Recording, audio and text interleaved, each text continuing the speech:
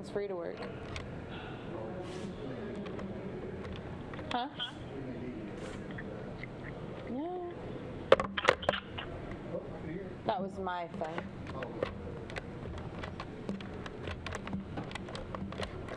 Seriously?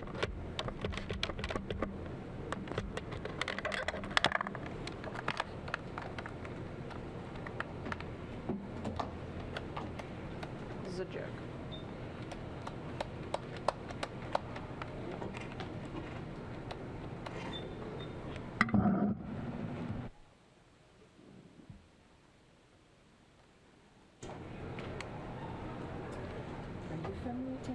Yes.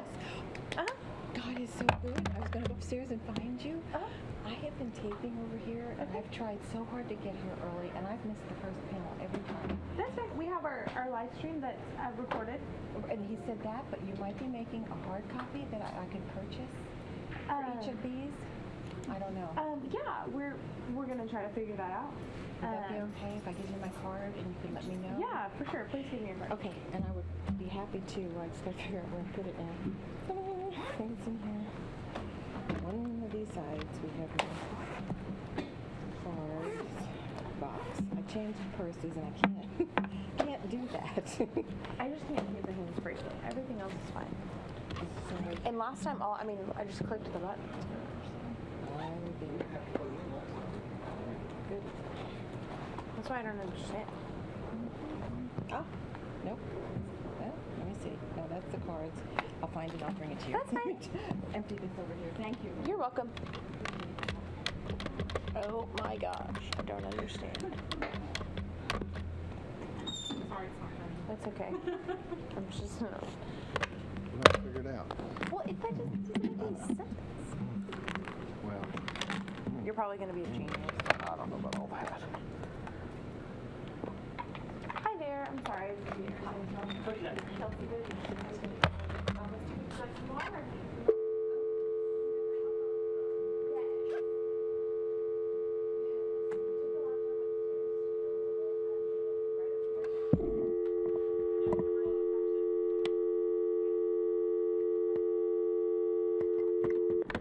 Camera.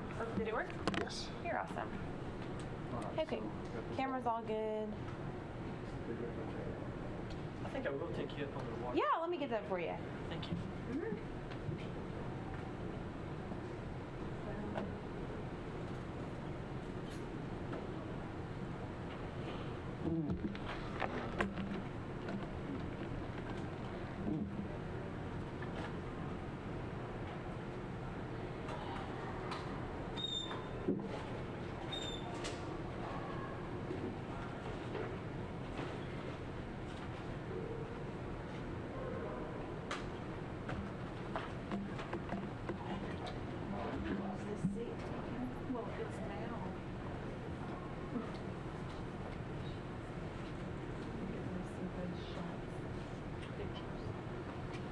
Okay.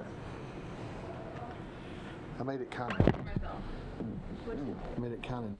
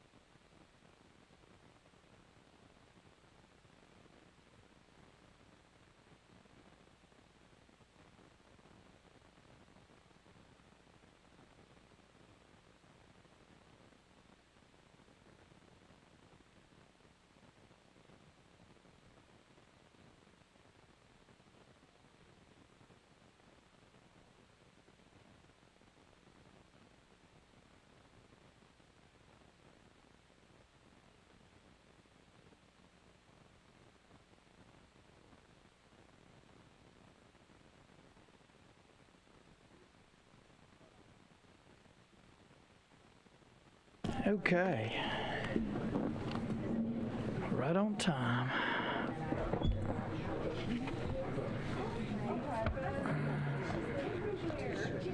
Okay, I don't even know what this is.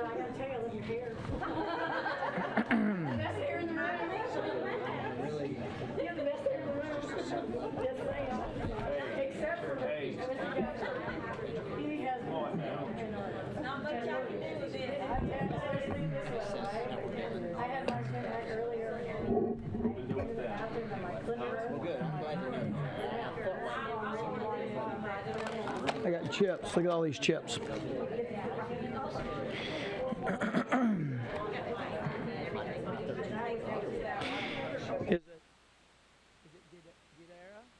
Guiderra? Easy. It's easy. Okay.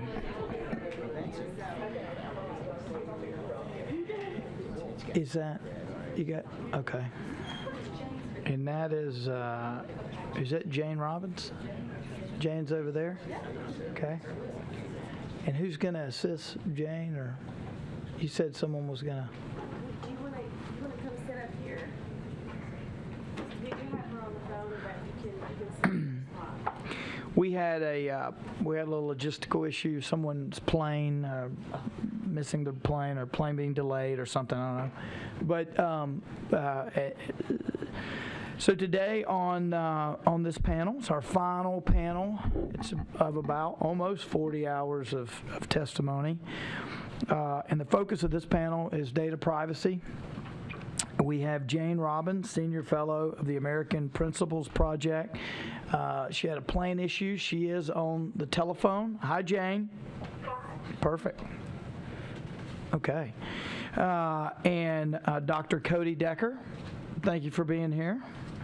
Assistant Commissioner and Chief Information Officer, Research and Technology Administration, Arkansas Department of Education, and Aimee Guiderra, President and Chief Executive Officer, Data Quality Campaign, and Aimee Porter is Arkansans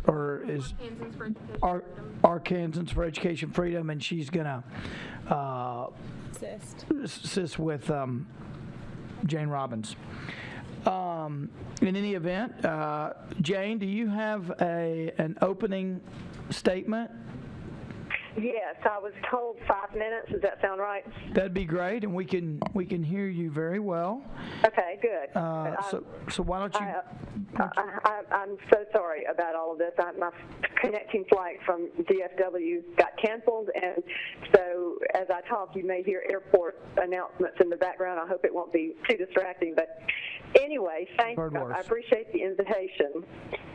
You want me to go ahead? Please go ahead. Okay. My name is Jane Robbins. I'm with the American Principles Project. It's in Washington. I live in Georgia. And I appreciate the opportunity to talk about the threats to student and family privacy that are in the public schools and other schools as well. I think what we have here, since I only have 5 minutes, I just want to kind of take a big picture. We really have two conflicting worldviews here. One is represented by Arne Duncan and groups such as the Gates Foundation and the Data Quality Campaign, which is that the government should collect more and more data on every American citizen, beginning in preschool or before that, and extending into his path through the workforce. And this data should be disclosed, supposedly with protections, to many, quote, stakeholders, quote unquote, who may have an interest now or in the future. This helps the government and favored employers build the workforce system that they want. The primary focus of this worldview is on what is good for the system, or what may be good for the system in the future, possibly. The other worldview is the one that is represented by traditional concepts of limited government. The government should collect only what is absolutely necessary to educate the student, and that data should be controlled by the parents. All disclosures other than those necessary for the most basic administrative function should be subject to informed parental consent. Now, the focus here is on the only two stakeholders who matter, the children and their parents. Now, unless the legislature steps in, Arkansas, because it is being incentivized by the federal government, as is every other state, will adopt the first world view.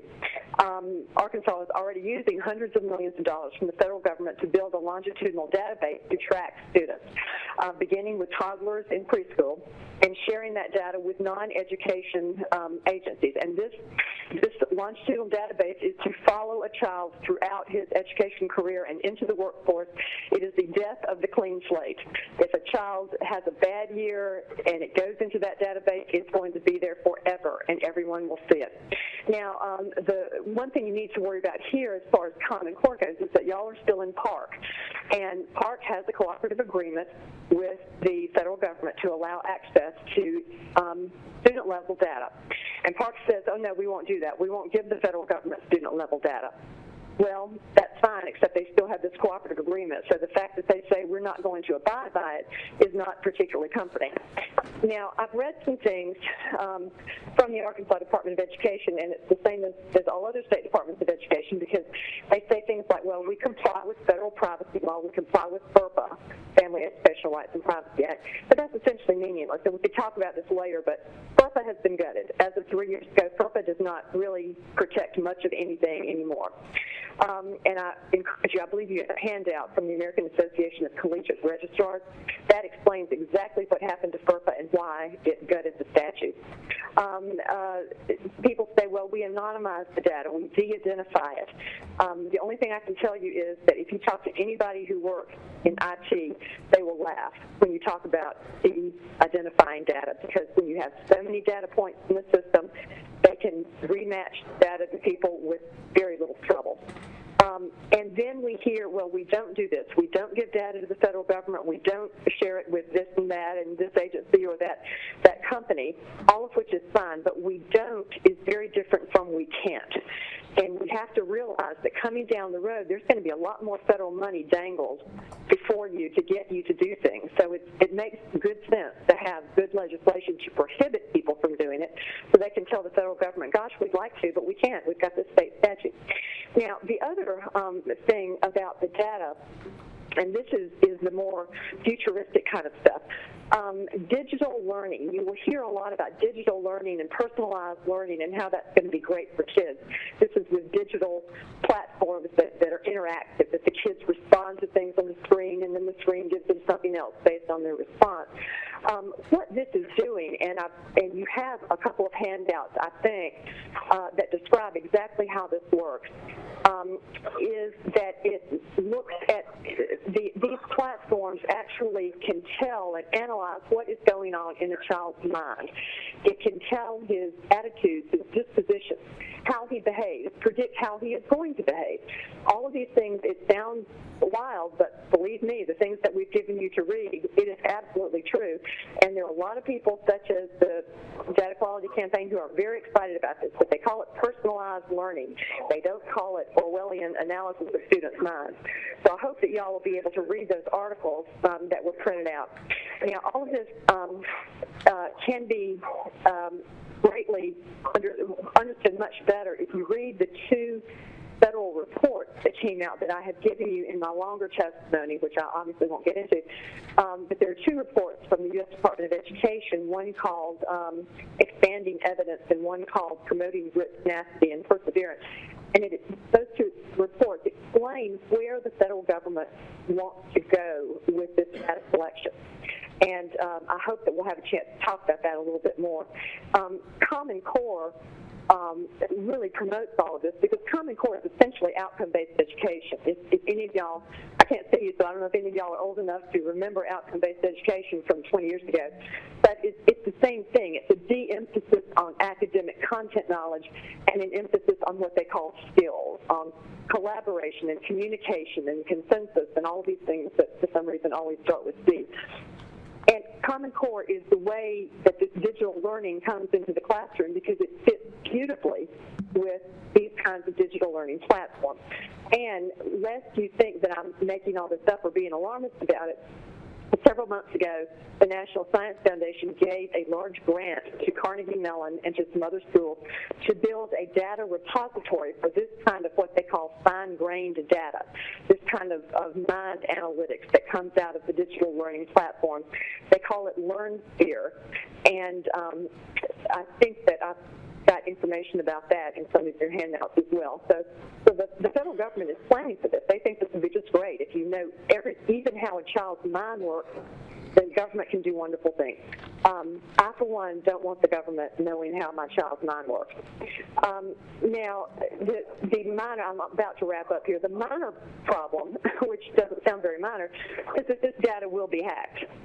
If you read the newspaper every week, there is something in there about data systems that were hacked. I know that you had a major hacking at Arkansas State recently. Just yesterday, the Chicago Public Schools announced that they lost 4,000 students' data, including disability status. If these systems are built by human beings, they can be hacked by human beings. So it's a question of when. But to me, the bigger problem is that we're looking at all of this as something that is just great and we should try it. We don't really have any research that shows that all this is wonderful, but we think it will be. And so the government should take it upon itself to consent to all of this on behalf of all the parents. The parents are the ones who ought to be able to give informed consent to this. If they are happy with the cost-benefit analysis, then that's fine, understanding exactly what it is. But the idea that any aspect of the government, whether an agency or a school, should be allowed to consent in place of the parent is just wrong. And I know the Data Quality Campaign warns, because I have some handouts here, about requiring consent for this kind of thing because it sort of screws up the efficiency of the system. Well, they want there to be use of student data without parental consent as long as it's for educational purposes. But educational purposes isn't really defined. And so if you have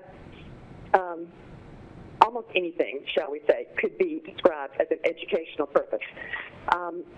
Yeah, it won't be as efficient if you don't have all of this data all in this one little place where anybody can access it who has the right password. But it will be more in keeping with our American values of letting parents control. Nobody should have access to this data without parental consent. So in closing, I would just say that given the evisceration of federal student privacy law, it is critical that Arkansas take steps to prevent the data free-for-all that governments and private corporations are eager to exploit. Now, if your Department of Education doesn't share and has no intention of sharing personally identifiable student data with the federal government or with anyone else, then presumably it would support strong legislation to ensure that future DOE officials don't buckle under the federal pressure, because the pressure will be there. And presumably they would also support strong legislation to limit the compilation and analysis of this fine-grained mind analytic data on Arkansas children. And at the very least, it should support legislation requiring meaningful consent from parents before such Orwellian practices are used on their children. So I think that Arkansas can be a real leader in this movement. It is really picking up steam because parents are seeing now what's happening. They're very alarmed. So I hope that y'all will be a leader in this national movement to really put control back in the hands of the parents. So thank you very much. Thank you so much for your testimony. I just want to mention a couple things. To the extent your testimony can address some of what you just heard, that would be great. Otherwise, we'll just wait. But you will have questions on it. So if there's something that you can emphasize, that'd be great. Also, in terms of the mission of this council, part of what we're looking at under it can relate to Common Core, but it would also be data would be an issue whatever standard you have, right? I mean, it's the world we live in, and so. We have the flexibility of recommending something on the data component, and if that's legislation or whatever, we can do that. I don't know what we're going to do at this point, but that's sort of the context. This is in our this is within the mission of the council. So, would you like to? You got your 5 minutes? That'd be great, Dr. Decker. Yes, sir. Thank you for it. And I should disclaim here, I'm not an educator. I'm a technologist. technologist on it. So if you ask me to speak to the standards, for example, my feedback is probably not what you want. If it's about information systems, I certainly can share on that. The other disclaimer is we've heard a lot about what may be happening on the federal level. I'm certainly not an expert in that area. I can tell you what we're doing in Arkansas on it. So my testimony will be specific to Arkansas. There was something I want to, and I'm going to start this presentation because I don't want to use up my 5 minutes on the intro slide. Okay, thank you, sir, on it. But I want to be very clear in this. The Department of Education does not share personally identifiable information with other states nor with the federal government on it. If you want to look at some things, we heard testimony about we can, but we don't. I would argue that we can't and we don't on it. Yes, sir. A couple things. One is in the recent session, I would propose that you consider Act, let me look at my notes, 1196 on it. It talks about what can and cannot be done, not just with educational data specifically, but about more general information about students as well, name, email, address, and so forth. I would look at it. The other thing that I would point out is two letters. One dated, and I'll be certainly glad to provide a copy of this, but one dated 23rd, 2014, where Commissioner of Ed Tom Kimbrell confirmed in writing that we will not share information, personally identifiable information, with the U.S. Department of Ed or any federal agency. And then another letter dated March 13th, 2004 from Secretary Ernie Duncan confirming that we will not be sharing personally identifiable information with federal agencies or the U.S. Department of Ed as well. That said, I've got some more that I would like to add to this, but I think I'm going to go ahead and jump into the presentation, else we'll spend 10 minutes on my slide here. Again, I'm not an educator. I'm a technologist. Feel free. I'm not the best speaker, but feel free to ask me questions, and I'd love to talk about this stuff. I am very passionate about data-driven decision-making and providing teachers with the data that they need to inform and instruct what's taking place in the classroom on it. You'll see some examples of that in this presentation. So first off, what are we tangibly talking about? In Arkansas, we have 257 school districts, about 1,100 schools, 476,000 students, about 40,000 active educators. We collect data 9 times a year from school districts in what we call certified cycle submissions. There's a memorandum of understanding that governs this process. There's also state law that governs it. We also collect data more frequently than that on this on-demand purposes. The data that we collect that we call uncertified data hasn't been signed off on the superintendent. We are prohibited from using for any type of accountability, state or federal reporting purposes. What happens with that data is it's loaded into information system tools used by educators. I'll show you a couple examples of that. So first is trying the electronic transcript system. I've got the code that you can reference to see where it's required by state law. This is the electronic transcript system. It's also a tool by which parents can log in securely and view official data about their son or daughter as far as GPA, SMART course status, assessment scores, etc. Student GPS dashboards. My wife is an educator, so sometimes I speak, and it's through the knowledge that I've attained from her on it. What this allows is for educators to go to one place, sign in securely one time, and from that one place, access attendance, discipline, course grades data, things they need in the classroom. Again, none of this data is used for state or federal reporting purposes or accountability purposes. It's not used to ding a school district. It's used by teachers to determine what they're doing in the classroom. There's a couple examples of this. This is certainly not required of school districts to use. It's optional. There's an MOU that I'll talk about. It's in place for 250 school districts today on it. Student intervention system. The intent of this, so if you're familiar, and the educators on the panel know way more about this than I do, but we're required to have intervention plans for students that may be scoring below their proficiency level on state benchmarks. If there is a intervention that's required, the parent comes in, they see this form, and then they sign off on it. What this system does is serves as a conversation piece between the teacher and the parent, so the parent can see information about their son or daughter. They turn the page page over, and then the teacher discusses this is how we're going to intervene or change instruction in the classroom as a result of that. This system, again, it's optional for use. 248 school districts have elected to use it today. I say school districts, that includes open enrollment charter schools as well on it. All the data that we do collect, definitions of each of these, we post publicly, so the data is not publicly posted. The definition of what we collect is posted publicly. If you go to the website, adedata.arkansas.gov, it talks about this. There's a handbook, we call it an online data dictionary, that describes, that way folks know we're not collecting religious data, political data, gun ownership, biometric data. I get questions about how we secure that data. We don't secure it because we don't collect it to begin with there. And you can go to this site and check it out. And I apologize for the speed in which I'm going through this presentation. Here's another sample. This is a memorandum of understanding. So in order to use these optional information systems I'm talking about, student GPS, ACEs, for our teachers on the panel, I encourage you to check out these if you're not using them. But in order to use them, a school district and the State Department of Ed and the educational co-op signs off on this. This memorandum of understanding, we can provide samples of it. It establishes the roles of each party, what to do if there's incidents, escalation paths, and what the data may or may not be used for. On this slide, let me mention here, I realize this is about privacy, and for most purposes, I think privacy is the right term. But one of the things that I would consider, I would encourage you to consider, is it's not just all about privacy. It's also about ethical data use. Let's take an example that doesn't involve IT. So let's say you have a teacher, and the teacher witnesses a fight in the school.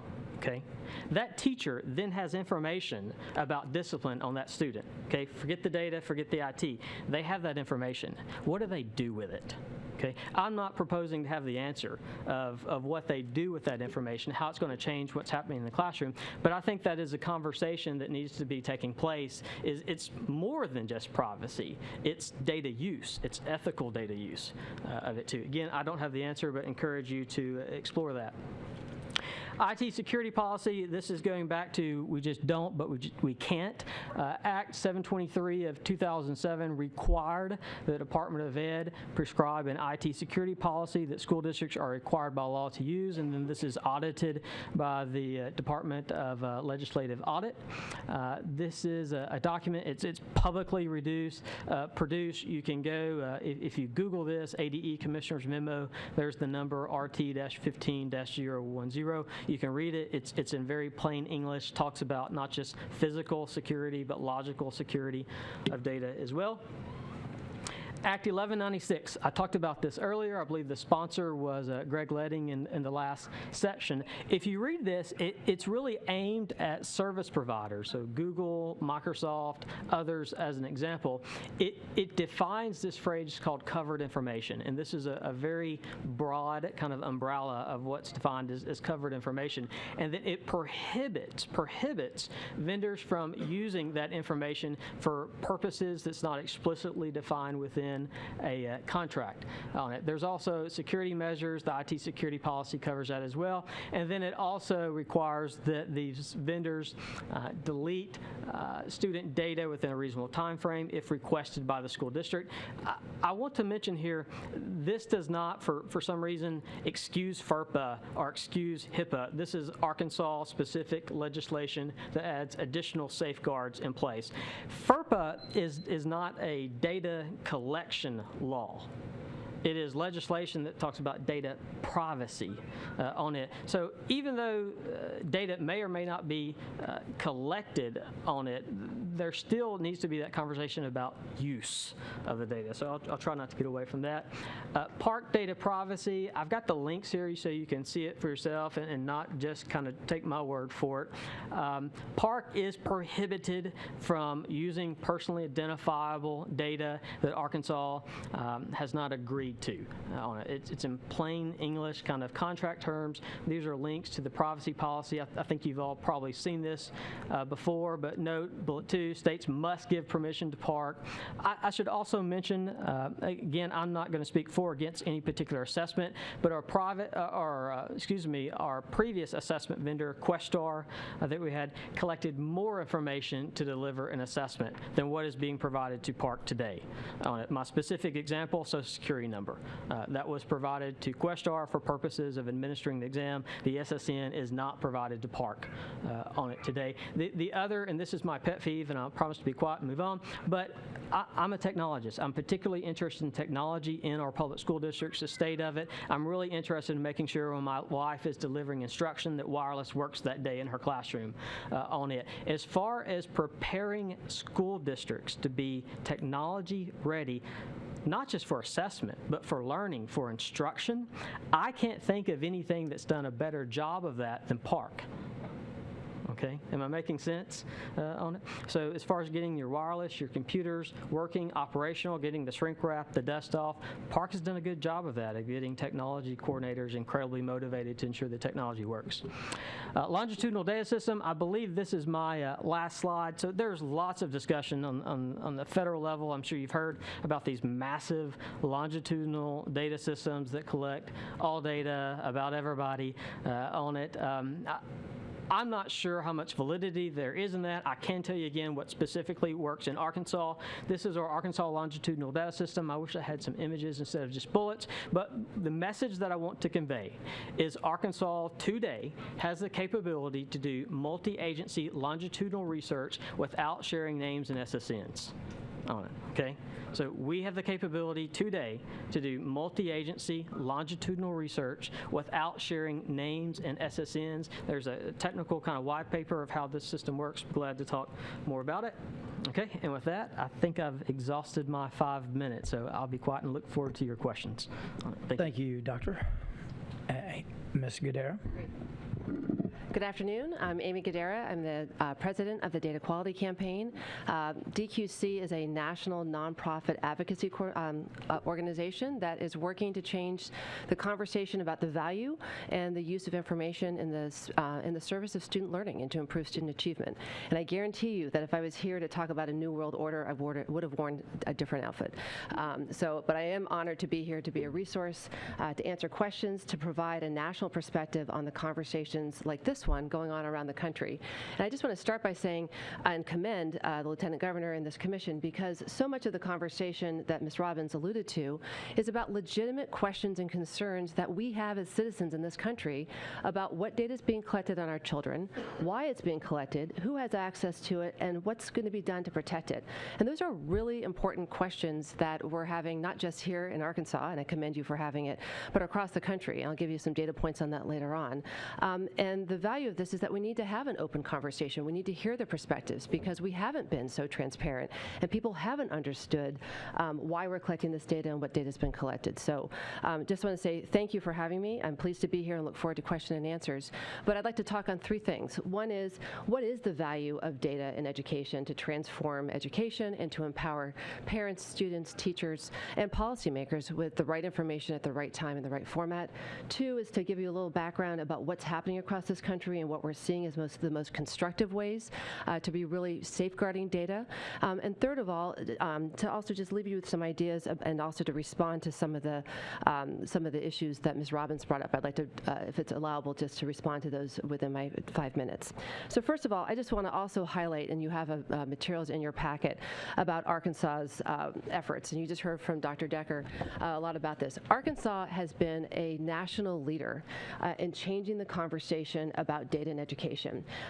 We've been around for 10 years. We do an annual survey of where the states are, not just in collecting longitudinal data, which is the ability to follow students over time, but also what is happening at the state level to ensure that this data is transformed into information that actually answers the questions of stakeholders. And everything that Arkansas is doing is about meeting those priority questions that parents have, that teachers have, that policymakers have of what's working. How do I know that my kid is on track for success? What's our best use of dollars to help this certain population be ready for the knowledge economy? Those are the sorts of questions that are guiding the work that's happening at the Arkansas Department of Education and that's happening around the country. And I just want to highlight that Arkansas is only one of 3 states right now that has put into place all what we call at DQC the 10 state actions to ensure effective data use. So really a lot is to be commended here in Arkansas because of the leadership shown in the legislature, at the state agency, in the governor's office of not just having a conversation in the last several months, but this has been an effort over the past 2 decades to really talk about what is it that our citizens need, your citizens need in Arkansas, and how do we make sure we get them the right data at the right time to answer their questions. And I think that's really important when we talk about this. Data is not just a test score. I know you all are talking about the assessments, the PARCC assessments in particular here in Common Core, but data is so much more than just assessment data, and it's about providing a richer picture of what's happening in a child's life so that that parent, that teacher can better meet that child's needs and make sure that they're prepared for success. And I would agree completely with Ms. Robbins' statement that the goal is not to collect more information. We actually should not be collecting any piece of data anywhere in this state or in this country that someone cannot defend that why and how it's going to help a child learn more. And so we actually advocate at DQC, in contrast to what Ms. Robbins stated, that every state should actually do an annual audit of what's being collected, why it's being collected, and if no one can defend that or no one knows why it's being collected, that data collection should be sunsetted. We're also advocating that at the federal level, and I think that would reduce burden a long way at the state level, and it's a win-win. We should not be collecting data that is not helpful to kids and to helping kids learn, period. So what's possible in Arkansas that's not possible in a lot of places and it wasn't possible 10 years ago? Let me just name a couple things that Cody mentioned. One is teachers are able to identify kids that are falling off track and they have evidence-based interventions that work. So rather than waiting to find out which kids aren't going to show up at graduation, we now have some data points that we know in 3rd grade, 5th grade, 8th grade that we can help those kids before it's too late. That's powerful. And we're seeing that individual kids' lives are being changed because people have the information in a timely way and they're acting on it.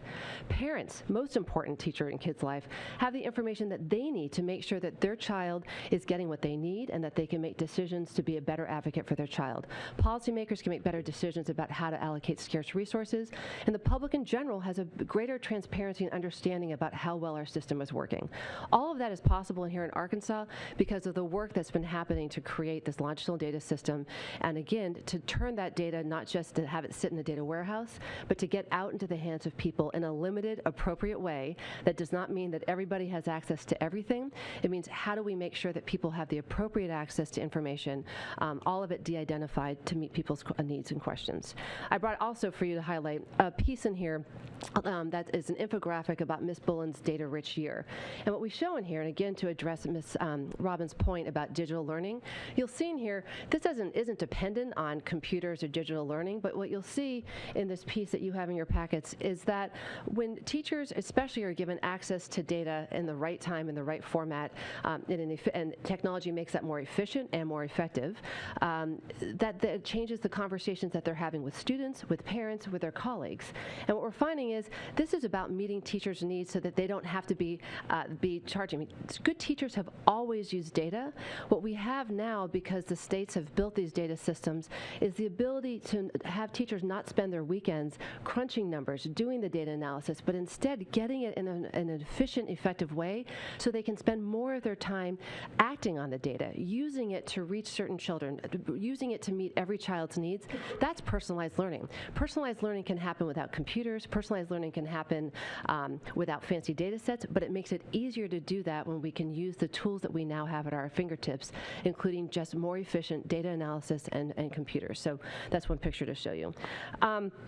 But all of this great data, all this data turned into information is for naught if people don't find value in it and they don't trust it. Here in Arkansas, I would argue, you all have done a great job of adding the value piece to it. We know that because in Arkansas, you all put dollars into your data system every single year, along with 44 other states who do this. You're finding value in it. The teachers have said that it's valuable. And the feedback is people want more information. They want to be empowered with good decision making. But again, not only will people not use it, they don't find value, people won't use data that they don't trust. And this is the heart of the conversation today. How do we do a better job across this country, here in Arkansas, to build trust that the data that is being collected is used ethically, used morally, used legally, and is used in the service of student learning, and to open doors for kids, not to close them. And I would argue, just to give you a couple data points, you are not alone in this discussion. This year, currently, we have 178 pieces of legislation have been introduced in 45 states, and thus far in the session, 6 states have passed 12 laws. You all are responsible for 2 of those, having been passed into signed laws, that deal with this issue of data security and privacy. This is the hot topic that people are talking about, and it's the right conversation. What we're seeing across the country is that the most constructive bills are dealing with lots of the issues that Cody just mentioned. 4 things. One is making sure that there is greater transparency about what data is collected, why it's collected, who has access to it, and how is it being protected. What we're seeing in lots of states is literally an audit every year so that everyone in the public can see exactly what data is being collected. That goes a long way to take the boogeyman out of the room by all of a sudden allowing everyone to see, oh, well, that makes sense to collect it. Now I understand why. Second of all, that there's a focus on governance. We're seeing the creation of the position of Chief Privacy Officer in state departments of education, that there are elucidated roles and responsibilities so that everybody is clear about what role everyone needs to play at what level to make sure data is protected and kept private and secure. Third of all, that we need to make sure we strengthen our privacy and our security policies across the board at every level, and everyone needs to be clear about their roles. And fourth of all, we need to build the capacity in the field. We need to train every single educator, anyone that has access to student information, every teacher, every principal needs to be trained on their roles and responsibilities about what they need to do to make sure they're keeping this information confidential, safe, and secure. Lastly, in this section, and then I promise I will stop, I want to also reiterate a couple of the points that Cody had made around the consortia. I also put in your packets a information sheet about privacy and security and the consortia, the Common Core Consortia. And just to reiterate 4 key points. There is no difference in the data requirements between the Common Core Assessment Consortia and what is required by other testing. It's the same thing. It's state testing. It's just a different test. The same data collection goes for if you're using Pearson or a different, whatever you're using, it's the same exact data collection. Nothing changes with the consortia. 2, there's absolutely no personally identifiable information being shared with the federal government. In fact, I would note there are actually 4 federal laws that prohibit the creation of a federal student-level database right now on the books, and that's going to increase, I bet, in this congressional term.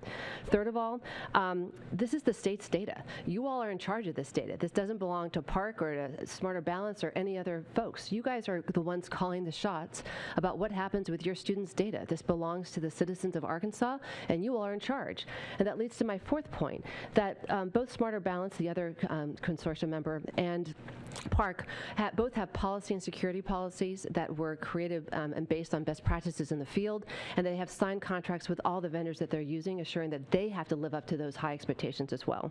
So in closing, I just want to reiterate what a leader that Arkansas has been in this country of helping to change the conversation about the value of data. And I also encourage you to also lead on this conversation, as I think as Ms. Robbins is also saying, to lead the nation in the conversation about how do we build trust with our citizens, how do we have greater transparency, how do we make sure that everybody understands the what's in it for me, why having access to good information is so important to me as a mom, as a taxpayer, as a citizen. And that's a huge part of building trust, is understanding why this matters to me in all those roles. So I commend you all for doing this. I'm happy, since I know I'm over my 5 minutes, sir, to address some of the issues that Ms. Robbins brought up, but I'll do that in the questions and answers if it's appropriate. Thank you. Yeah, we're pretty lax in the timekeeping, as long as we have plenty of time. So when you're asked a question, you can do like a politician and don't answer it. Just give whatever information you want to give. It's a joke. People don't get jokes anymore. Cindy, is Cindy down there? Oh, okay. Oh, you trade places. Okay. Well, your book's down here. So, anyway, go ahead. Why don't y'all start from that end? Is it your turn? I'm Teresa Ketcher. Thank you for being here today. I'm interested in what you were talking about, the technology aspect and how Park played a role under the Common Core for the testing, that got the ball rolling. is there another way that we would get the ball rolling with technology within the classroom without using that as the crutch to do it? Is it to me or to? Thank you for the question. I love it.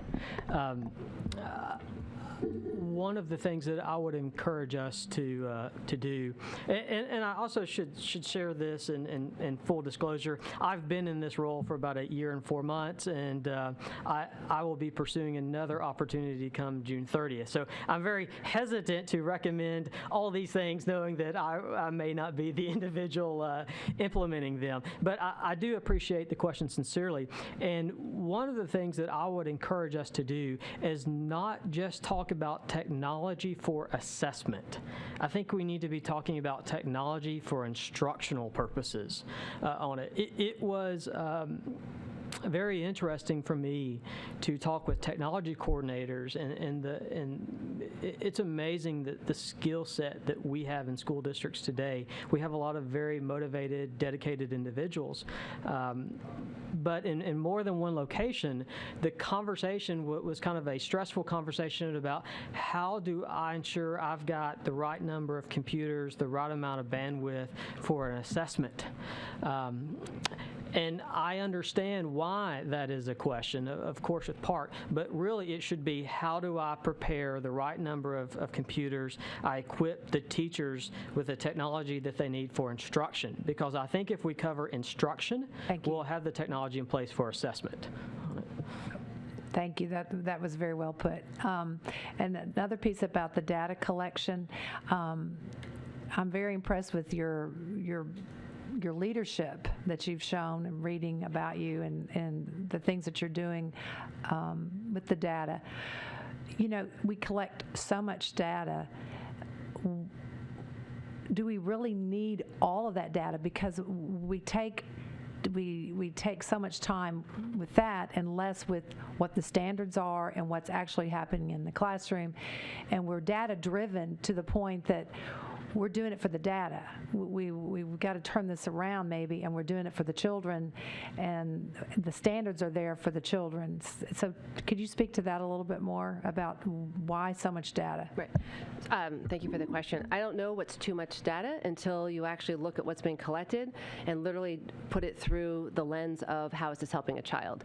So I bet, without having looked at what's collected in Arkansas, and no offense to the department, but I bet there are lots of collections that aren't necessary anymore, and I'll tell you why. Because the data systems have gotten better. So this is one of the pieces we've been arguing up to Congress.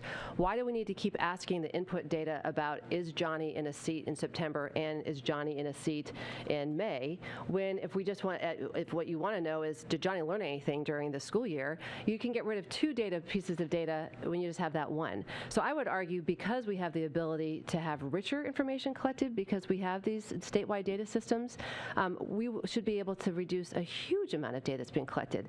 And it's also, what is data is collected for what purpose? So a large part of this, and I wish I put this graphic in your folders, and I'm happy to send additional pieces if you all just can't get enough data, can't get enough pieces of paper, so I will send it. It's a great piece about who uses data for what purpose, and it's an infographic, and what it shows is that the vast majority of data that is collected stays in the classroom. It doesn't go anywhere else. And in fact, it's illegal to go to the federal government, the personally identifiable information. Very little of it gets up to Cody's shop. You saw his pieces. It's very limited. Some of it goes to the district because they have to do it, but the vast majority stays in the classroom. And what we're talking about when we talk about personalizing learning, which is just more jargon, what it's really talking about is doing what great teachers have always done.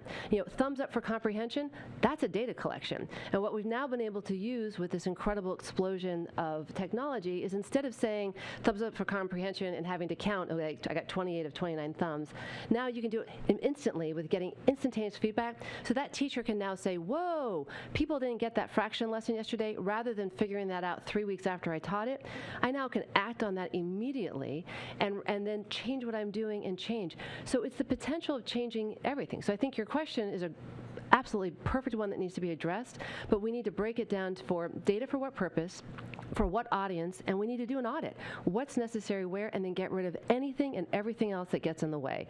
And I would argue, I'll use this as an opportunity, as I was just instructed by our chair, to address one of the issues that Ms. Robbins said. DQC is not excited about mind reading software. I can guarantee you as a mom, that does not excite me, and it scares me as much as it does Ms. Robbins. But what I am excited about is I want my teachers of my children, my 2 daughters, to use every tool possible to help them be better learners, to be more curious, to fuel that curiosity, and to be prepared for the knowledge economy. They don't need to read their minds to do that, but there are a lot of tools out there, and data is one of them. And I can give lots more examples of how I'm seeing that happen in my own school district in terms of how my children own their own learning. They understand where they are, and they know what they need to do differently. And that's only possible because they're getting information in different ways than I never had when I was a child. Okay, thank you very much. That's all my questions.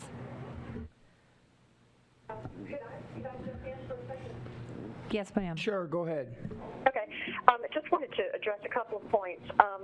The point about there being 4 federal laws that prohibit a national student database, there are federal laws that prohibit that, which is exactly why the federal government is incentivizing the states to build identical databases. Under the stimulus funds, the states had to build databases that all complied with the same characteristics. Now, why would that be? Because once you get all of those built, then you can share them. That's not to say you are sharing them. I believe completely that you're not doing it yet. You're not sharing data across state lines, but the federal government is incentivizing the states to create the framework where that can be done. And I wanted to just mention that it was said that parents want their children to have every tool and every opportunity in this transformative system.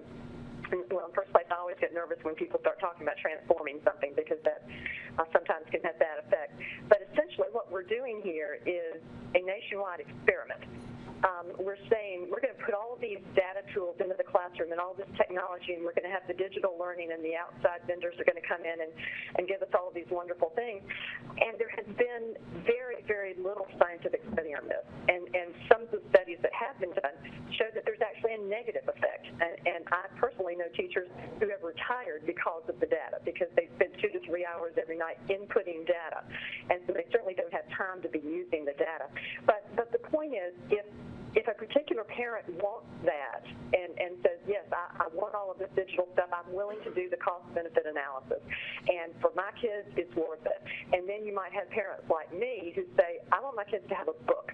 I don't want them to be in front of a screen all the time. I don't want their data going into these longitudinal systems except what is necessary for administrative functions. This should be up to the parent. In America, the parents should have the right to decide what they want. And it is just wrong to say that the government is going to decide and parents just have to go along with it.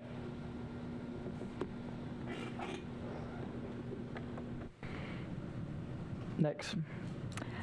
Okay, I'm going to start with Dr. Decker, and our Lieutenant Governor always brags on his second grader, so I have 2 sons that majored in information systems, and I'm very thankful for that, although I have trouble turning a computer on sometimes because they both have jobs. So I'm really glad that they majored in that, and I really respect you because I know how difficult it is to keep up with all of it and how fast it changes. What I want to ask you is a couple of questions. Now, we had the mention a while ago about hacking data, and I'll put that in with the eSchool, okay? We had some question about that last week. How easy is it for someone to come in and hack and get into eSchool and get data on our students? Well, I'm perhaps biased, but I would say it's very difficult. I'm not aware of instances where that has occurred. So there's a couple things, and I'm going to try not to geek out on this. Be gentle with us. Yes, ma'am, on it. So there are physical and then there are logical safeguards. By physical safeguards, I mean there are controls in place that limit from where you may access eSchool. Ask teachers for this, and they will agree with me completely because ask them how difficult it is to access eSchool from their homes and creating a VPN connection. It's too difficult. That process needs to be better than it is today on it. So there's a physical component of this, but then there's also the logical component, and that you've got to have usernames and passwords. The data has to be encrypted, so even if you see the data, you're not going to be able to decipher the data because encryption technologies are in place. It is technology. It is data. It does flow over lines. Is it possible for something to be hacked? Of course it is. But what we attempt to do is minimize what we call the surface area of attack and put safeguards in place like this IT security policy that I referenced to minimize not just the risk of it, but if it does, you mitigate the impact of it too. So I guess to answer your question, is it possible? Yes. Are there many preventative things in place? Yes. To it. Am I aware of any incidents to date? No. Okay, thank you, because that is a question we've had in some of our meetings and things that we've done. Ms. Robbins, can you hear me? Yes. Okay. When you were talking about collection of the data, I think a lot of it was referred to PARC. Would this be true with any other assessment, ACT, Questar, whatever? Would this be true? Are you saying this is only PARC, or would this be true in any assessment that might be used? Well, any assessment system is going to have certain data requirements. I don't know exactly what PARC is going to be requiring. I don't know what they might require next year or the year after that, although I personally think that PARC will be kaput by, maybe next year or 2 years down the way because they keep losing members. But it may be that PARC doesn't ask for anything for a while, and then they decide that they will, and Arkansas has one vote in that, and you may be outvoted by the other members of PARC. So you've pretty much given up your autonomy by going with PARC. But my concern about the testing is definitely the data privacy concerns with it, but there are other problems as well. When you have the online testing, you're always, if you read what's been going on with the testing in some states, Oklahoma and Nevada has been just a disaster over the last few weeks with their online testing. There's no way to control to really provide a secure and completely reliable system when you've got that many kids online at the same time. So that's going to be a real problem. And the one thing as far as the data collection and data disclosure, I think that we're conflating two issues here. The issue of privacy and security. And people are saying, well, this is very secure, and we minimize all of the possible attacks, and I'm sure that's true. And we will train everybody as well as we can, and I'm sure that's true. But that doesn't address privacy. That addresses security, keeping somebody back side coming in. What I'm concerned about is the privacy, whether that data should be there to begin with, whether that is an appropriate thing for the government to have, and what the government will allow other companies to get. The ed tech companies are very, very active in lobbying on all of these bills to make sure that they still have access to this data. And, each state has to determine how much data they should have access to. But that's a different issue. Privacy means you don't have the right to my data, period, even if you promise to keep it under lock and key. So I think those are two issues that we need to keep separate. Thank you very much. Good afternoon. I really don't have any questions. I just kind of want to make a statement. I'm a teacher, and we collect so much data. I mean, we hear so much about data, at least at my school, and I'm sure we are not an oddity. But we do so much with the data, and, one of our favorite phrases in education is it's all about the kids. It's all about the kids. Well, I'm afraid that we're spreading teachers so thin that it's not all about the kids anymore. It's about this piece of data and this piece of data. So, I know there's people with the ADE and other people here. I just want you to kind of just take a look at it again, because in my book, I want to be face to face with my kids, and if I'm doing my job right, I am face to face with my kids all day long. So when am I going to do all this work? Because I actually, am a single mom. So you see what I'm saying? I want to put my use of my time with my children, and that's in my classroom, because they are very important to me. So I just kind of want y'all to keep that in mind. Is it appropriate to respond to that? So I completely concur with that. And in fact, one of the probably the most compelling statements about the power of data in my 10 years of working on this campaign came from Miss Jennifer George. And Miss George is a 4th grade teacher in DC Public Schools. And she had taught in North Carolina. And she was a teacher who was spending her weekends and her nights doing spreadsheets, because she knew that she needed to have information to help personalize learning for her kids. And so she spent all of her livelong day having the data, because her whole goal was, I don't want anyone to be surprised, not me, not my kids, not my the parents of my kids, when the ultimate test score came back, because we need to know every single day where our kids are. So her whole mantra was no surprises, which was awesome, right? That's the ultimate personalization, that you, because you're seeing your kids every day, know exactly where every child is, what that child needs, and that you're delivering it and you're working in partnership. What she said is, and it's actually on tape if you want to see it, from last February on an event that we did around teacher data literacy and the need to help teachers get the training and the tools, the conditions, and the time to be able to use information not as an add-on, but as a core part of their workday. And what she said is, when she moved up to DC schools, because it was a district-wide approach to saying, we don't want teachers to spend every living day doing data analysis and crunching numbers. We want them to have the ability to have that data in a format that they can act on it, so that they can have more time working with the kids. And I think this is why data is a 4-letter word in education, right? Most educators hate data because it's been used to hit them on the head like a hammer, rather than to be a flashlight where it shines on what's working, what's not.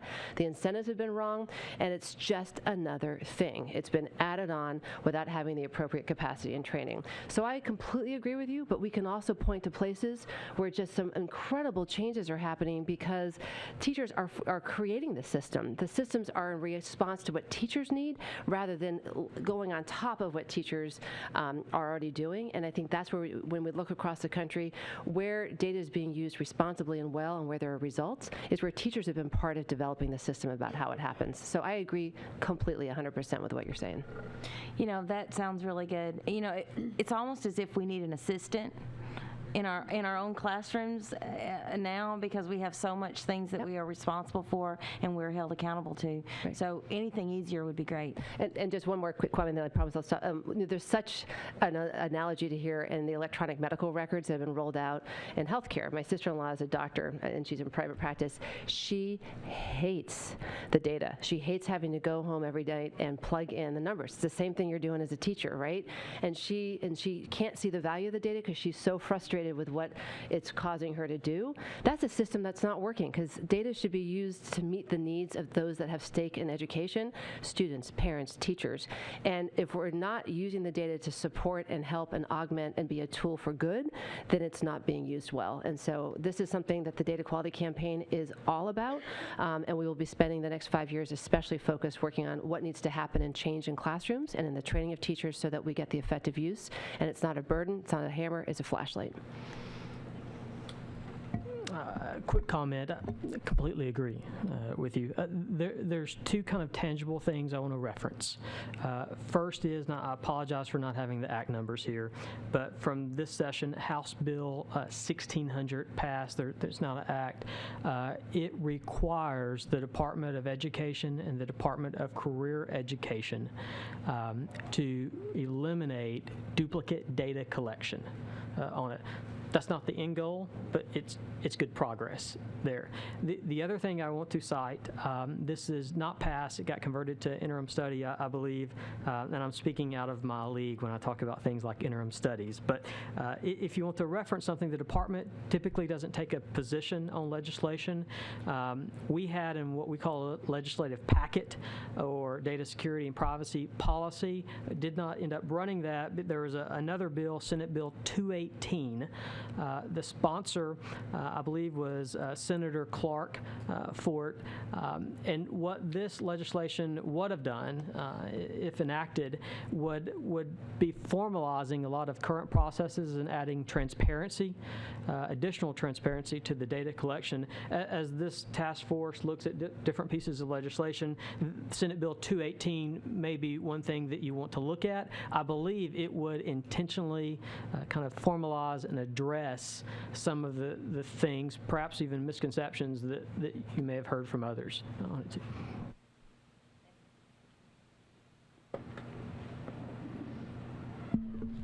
Ms. Robbins, this is Jeannie Gartman. I'm a math teacher at Sheridan High School. I was a little bit interested in your comments, and I've not read the entire handout, about the digital learning and looking into a child's mind to see what's in there. That's kind of scary. Can you expand on that a little bit? I don't want to Yes. sensationalize it. You're right. It is kind of scary. And when you first bring this up, people will say, oh, well, you're clearly crazy. You're a black helicopter person. So I think that it's useful to read what the federal government is saying about this and what they want to do with it. And this is where these two reports come in. One of them is called Expanding Evidence, Approaches for Learning in a Digital World. The other one is called Promoting Grit, Tenacity, and Perseverance. Both of these came out in February of 2013, I believe it was. The first one, the Expanding Evidence report, I cannot urge you enough to read this report. It's pretty long, but it is eye-opening because they talk about the digital learning. And when I'm saying digital learning, I'm not talking about just an alternative means of accessing text, like you read your book on a Kindle rather than on paper. I mean the interactive things where the students respond and they get another prompt, and then based on that they respond, and then based on that they get another prompt, that sort of thing.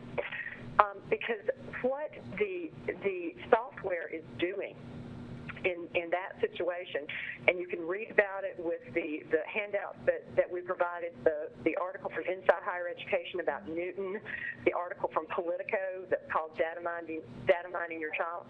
They talk about how this works. They are actually learning analytics. They're actually analyzing the brain. And this is why they can call it personalized learning. They're saying, well, we'll personalize your education to you, the way you think, the way you react, the way the kinds of dispositions that you have. Well, okay, there is no good peer-reviewed evidence that actually helps anyone in education, but even if there were, that is something that parents should be allowed to know about, and they should be allowed to make the cost-benefit analysis. There are parents who may say, because my particular child has a learning disability or something, maybe I want to do that. Maybe it's worth it to me. It's worth it to take the risk. And there may be other parents who say, no, my child, I didn't realize that was what was going on, and now that I know that, I don't want them to be doing that. And I think that we should all be able to agree that parents should be told, should be given meaningful information about what's happening so that they can have informed consent about whether they want their children to do that. Because I have said, if my children were still in school, which they're not, I would not let them ever take a computer adaptive test, because that's the way it works. It's analyzing the brain. And I'll give you an example. There was a confab that was held in Washington, D.C. a couple of years ago, and it was called Datapalooza. It was held at the White House. And they had all of these ed tech company representatives to come in and talk about the fabulous things they could do with data, or maybe they didn't have any evidence that it was all going to be fabulous, but theoretically it was fabulous.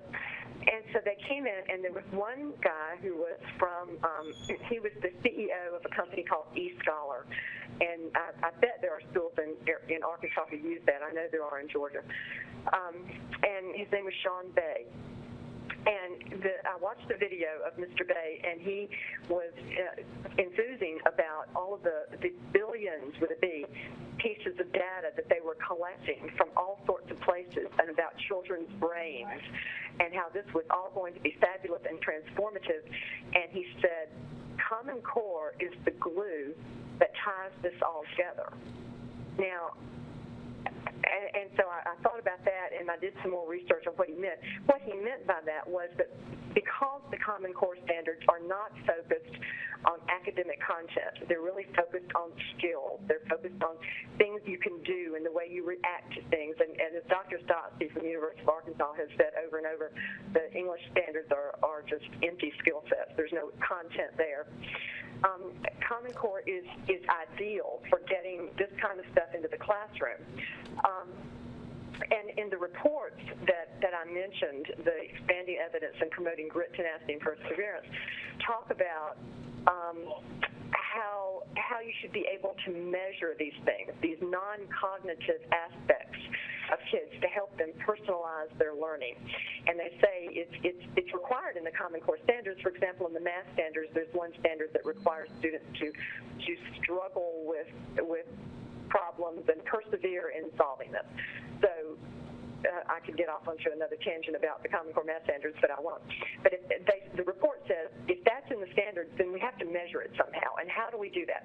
Well, in the Grit, Tenacity, and Perseverance report, it says one way we could measure it would be to measure through physiological reactions that the student has, because you react differently physiologically to emotions, such as frustration or boredom or that sort of thing. And so this report talks about the ways you could measure that physiologically.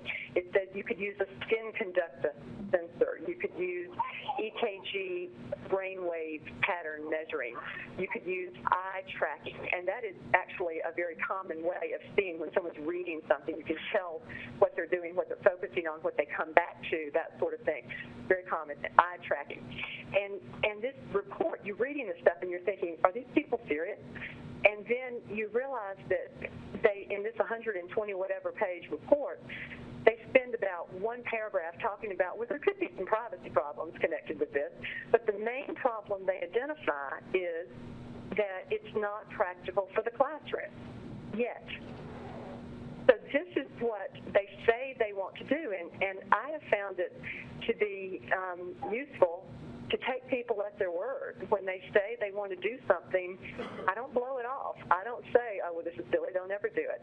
I was speaking one time at an event in Georgia, and I talked about the new Xbox One, or it's not so new anymore, but it's the gaming system that actually watches you while you're playing it. You may have read about it. It can watch up to 6 players, and it collects information on the players so that it can market better to the players.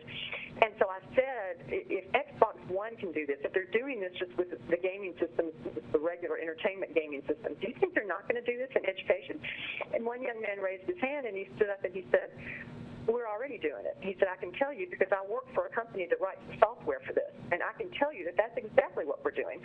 And if you've got devices, there's these big pushes to get these devices into the hands of all the kids. He said, you've got cameras on those things. We can read facial expressions. If it's a touch screen, we can read fingerprints, body temperature, that sort of thing. And these reports from the federal government say this is going to be wonderful when we can do this. Talk about personalized learning. I mean, it gets down into the real physiological. And then 6 months ago or whatever it was, the federal government gives out this grant to Carnegie Mellon to build this data repository to store all of this so-called fine-grained data. And so that's what they're spending millions on right now. So this is something I really beg of you to read those reports and realize that this is not something that should be going on in our schools without informed parental consent. Thank you. Thank you. Do you want to? Are you familiar with that? Yeah, I've read both those reports. Do you have any comment on that? Yeah, I have a couple comments, a couple fact checks. I want to make sure everyone's clear. Personalized learning, as much as it's jargon, I mean, that's the problem in education, right? We use these words that we don't actually know what they mean. Personalized learning does not have anything to do with brain melding and getting inside the brain and measuring eye movement, all that. Personalized learning at its core is having a teacher's ability to look at, to know a kid and say, rather than dealing with a cohort of 28, another word in education, looking at her classroom and saying there are 28 kids and teaching to the 28 kids en masse, which means that nobody's needs are met, that they're teaching to every individual child, and having data presented in an efficient way helps a teacher meet the needs of every child. That's the transformative part, and I do use the term transformative in an exciting way. It doesn't scare me as it does Ms. Robbins, because the transformative part is we lost a lot of kids by teaching to the class. class. We have the opportunity right now is to make sure that not a single child gets lost in the cracks when we're able to figure out where every kid is on the learning standards, what they need, where they need to go, and how do we tailor that learning and that teaching to that moment. So that's one point I just want to make sure people don't confuse that personalized learning has to do with brain, the eye movement and things like that. It's as simple as saying, did you fail? Johnny did not pass that test on fractions last night. Everyone else did. I need to make sure I work with Johnny individually rather than moving on because I'm on a schedule. That's been the travesty of American education. We didn't wait for Johnny to catch up. We did nothing to help Johnny catch up. We moved everybody else because 27 other kids got it. Sorry for Johnny. That's why we failed Johnny and we have failed kids. My second point is computer adapted testing, again, is not working about biometric stuff and it's not measuring grit. Computer adaptive testing is nothing more than just smart technology that is able to read if a kid's getting more answers right or wrong, and then it makes the questions easier or better, so it gets a more refined, kind of like map. Right, like map testing, the NWAs. But what about the reports? So the reports basically, this is, to be blunt, there are a bunch of things that are like what ifs. There are federal bureaucrats saying, well, we could do this. It's like the National Education Data Model that is also in some of the reports that Ms. Robbins provided you. It's a model. It's something that a bunch of bureaucrats sat around together and said, what if we did this? They don't have a job if they don't come up with something. Right. I just want to say again, you all are in charge. The states are in charge of this. In fact, to show how in charge, 14 states last legislative session, I don't have the numbers for this one, passed laws prohibiting the collection of biometric data. Why? Because this kind of stuff creeped them out and said, we're not comfortable with that either, so we're just going to say let's not do it. There are all kinds of consequences that have happened. You can't take pictures in Louisiana this year. They're having problems with measuring for graduation gowns and class rings because that's biometric data. And more serious things, there's issues with language labs because the recording of voice is that. So the goal was similar to what we're talking about is, yes, some of this stuff is uncomfortable and we should not be doing it until we are more comfortable and parents have a voice in it. But that's also the value of democracy. Why these decisions are best made closest to the kids is that in some communities, they may be okay with trying the latest, greatest thing, and eye movement may be the winning thing, but that doesn't mean that it has to be done, and the federal government is not doing anything to promote this at this point. And also, I don't know of a single state that is doing anything along the lines that is promoted in these two reports. There may be things happening in different districts, but I don't know of a single example of where anything that's in those two reports is being put into place. So you agree that there are a lot of bad ideas in these reports, and there's some sort of kooky fringe stuff, but your disagreement would be it has been relegated to, some overeager bureaucrats, to keep an eye on it, and Ms. Robbins takes it maybe a little more seriously. Is that what the disagreement is? Agree in general. One thing is also the research of the Carnegie thing. I read that article in Ed Week and was like, ooh, this is going to be crazy. But that's also the role of researchers and higher ed is to start thinking about, well, what if we did this? I mean, this may be what they're doing at Carnegie may be the greatest breakthrough ever in learning. As we get more and more brain research, we may learn something really important that can help kids learn better. But I agree with Ms. Robbins. Well, that shouldn't be that we all run out and start doing this tomorrow. Not on my kid. Exactly. But am I happy that somebody somewhere is thinking about this? Sure. But that shouldn't be that all kids in Arkansas have to do this at this point. And again, there's a role for research. There's a role for people thinking about new ideas and doing that. That doesn't mean it has to happen everywhere. And that's why we have democracy and conversations like this to say, what are we comfortable about and what are we going to have happen in our classrooms? Yes. I just wanted to say that in Tennessee, they are piloting the cameras with the Gates grant. And in some of the schools around here in the state of Arkansas, we use fingerprints for library books, lunches, things like that. And parents aren't told about these things. And I think that's kind of the issue is that parents want to know. Absolutely, parents want to know and they need to know. But one of the really interesting things about biometric data like fingerprints and voice activation is that actually is industry standard for security and privacy. Is one of the ways you protect kids' information is that nobody can access our information is that teachers have to use their fingerprints to access a laptop having information or a student. So these are hard, nuanced conversations, right? That best practice in industry is you use a retinal scan, which sounds really scary, or or fingerprint to not allow anyone but the people who have appropriate access to access data. And yet the way it's being presented, that sounds so scary that we're going to start doing mind melding, brain warping exercises. And I think those are legitimate things we need to talk about, and I agree completely. The main issue is we need to tell parents what's going on, help them understand why, and provide forums for them to ask questions and become comfortable with this. And if they're not comfortable, then you stop doing it. And that's the bottom line. Parents need to be told more about what's happening, and this is the opportunity to really promote transparency, better understanding, and have them become champions and demand better information in the service of their own kids. Cody, can you speak to that? I know you said you're not education, more technology, I don't remember getting any kind of form. I mean, I don't know if my daughter's information, I don't know if they're doing fingerprints and all at Phipps Park, but at a minimum, somebody will be telling a parent, right?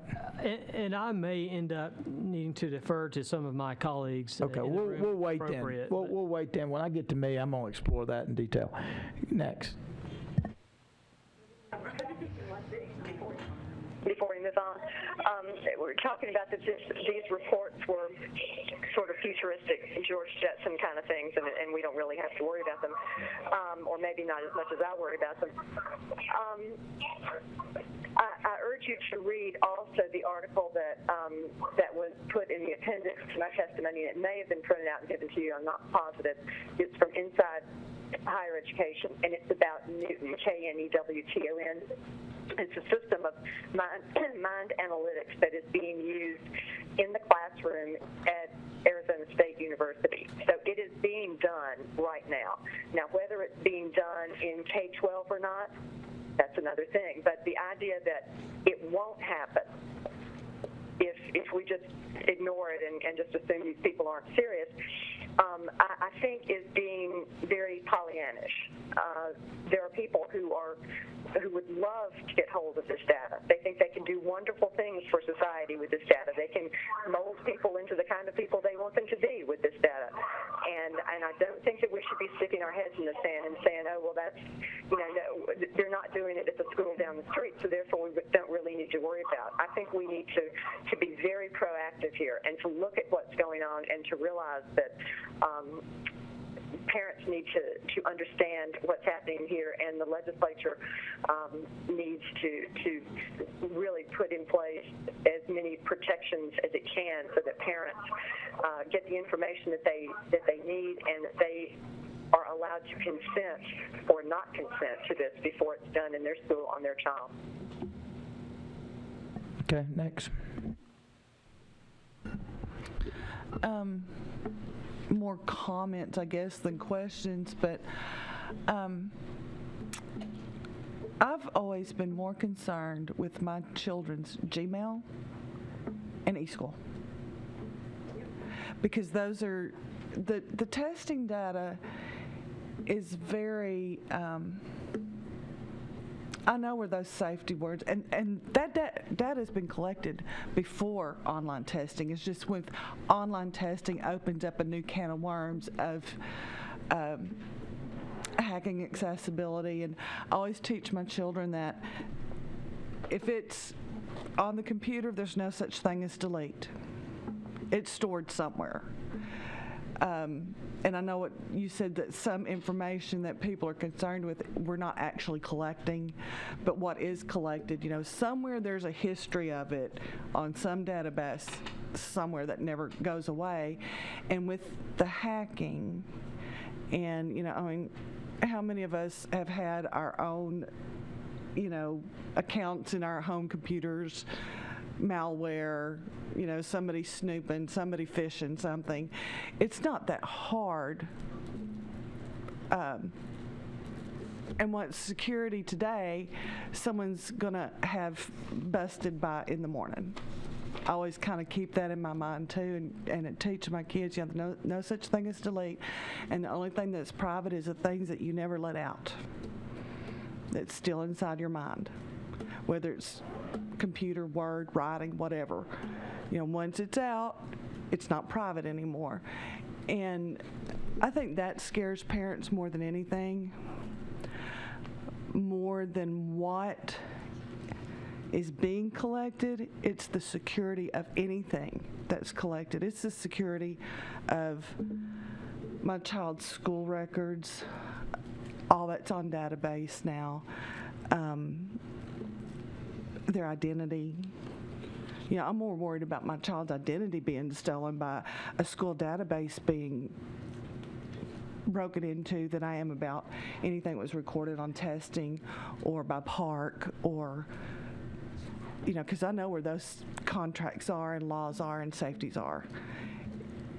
And you can never really give 100% on the security. You can have it as secure as you can have it today, while someone's, you know, by bedtime someone may have already figured it out. And a lot of times the people that are hacking are just hacking it for fun. They're not hacking it for a purpose. They're hacking it because they can. And then there's always that little bit of twist of, well, I know the federal government isn't really have access to it, but there's always those things we don't really know about until they happen. You know, there's just because that's happened in other areas, and then when you're talking about someone's baby, you know, these are my babies. Mama Bear comes out if you're talking about something happened to him. And I think, you know, parental-wise, we haven't known what the safeties are. But seriously, it's the day-to-day, what's going into my kids' educational record and the identity being stolen rather than, you know, they're this age, you know, white male, white female, this grade. That doesn't bother me at all. It's getting their details and creating a, you know, fake identity or having that being stolen or having that identity being uploaded with photos and put, you know, on a web base somewhere. That's what's scary with, you know, any type of, but that's going to happen whether it's a school, you know, school or our Facebook or, you know, anything, a church website being hacked that has that information in it too. I don't know if that's something addressable, but that's what's scary as far as security and privacy. I echo your comments. I wish I could take you with me to talk with or technologists around the state. You make a very good point on it. I'm particularly concerned with social media. The information that we voluntarily provide is certainly a concern with it. With regard to data in the classroom, in the school, there was several references to administrative data. If one goes and looks at like the online dictionary that I reference, I think they'd be very hard pressed to find data that's not administrative data. We're not collecting data for the fun of it. Our jobs get easier the less that we collect. One of the things that we're going through that we would have been required to do under Senate Bill 218, but we're voluntarily doing, is going through and identifying every piece of data and then citing the legislation that requires it. I think there needs to be a conversation about looking at the laws that we have and perhaps determining whether or not some of those pieces still need to be collected. But you also make a good point about technology that is evolving and changing, and something that's secure today may not be tomorrow on it. And that's a conversation that I don't think we can get away from it. I think we have to have that conversation continuously with our technology coordinators, with our educators as well. I can tell you, and then I'll be quiet because I think I'm getting off track, but one of the things that we're very interested in is not just K-12, but working with institutions of higher ed, not for data purposes, but in teacher, educator preparation programs, to talk about a culture of data use and specifically ethical data use. with it too. So certainly, I guess my comment is appreciate your comments. Those are legitimate concerns that exist today, tomorrow as well. I don't think we'll get away from those concerns. And if I could just make one, briefly, I'm sorry, two things. One, I will also send to you all to the issue of values.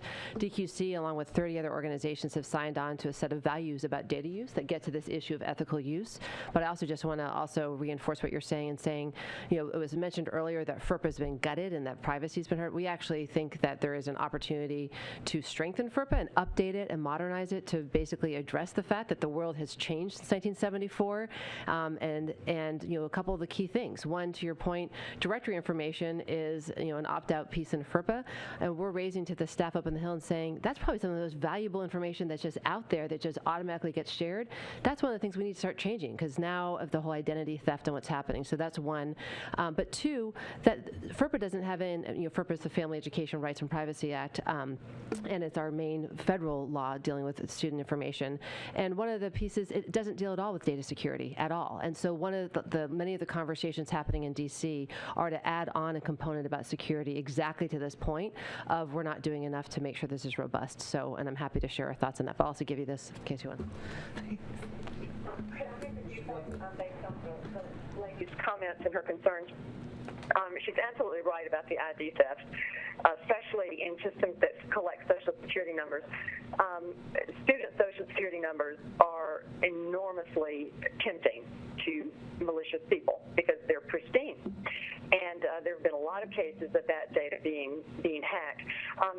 In my testimony, I just Googled all of the articles showing data breaches in K-12 schools, and I think it's footnote 34.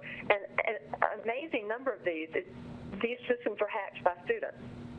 I know in California, in Los Angeles, they had to just drop back and punt on a whole scheme to buy everybody an iPad because the students hacked into it and were able to disable the safeguards in it. Students can do this. And you can have all the protections that you want in the world and have the best of intentions, and it's going to happen. A second point about talking about the longitudinal database, that you want to start collecting data on all students. That's the Arkansas statement in their Raise to the Top application was they wanted to collect data on all students, not just public school students, starting when they're toddlers in preschool, and follow it into the workforce. And I think about students that may have things that happen to them along the way, and that would be a lot of students who don't want that to be there forever going into the workforce. I think about a young man who is near and dear to me who has had kind of a winding route to get where he is, and there have been stumbles and falls along the way. Under this state longitudinal data system, all of those things would be recorded. That's what Arnie Duncan says he wants to do. He wants to know everything the student does that can be recorded. And it's frightening and it's sad to think that is going to follow him into the workforce. But as on the FERPA updating, this is the last thing I'll say about this. There is a bill now in Congress that was introduced a couple of weeks ago by Senator David Guiderra, and it's a good bill. It would strengthen FERPA, it would update it and strengthen it.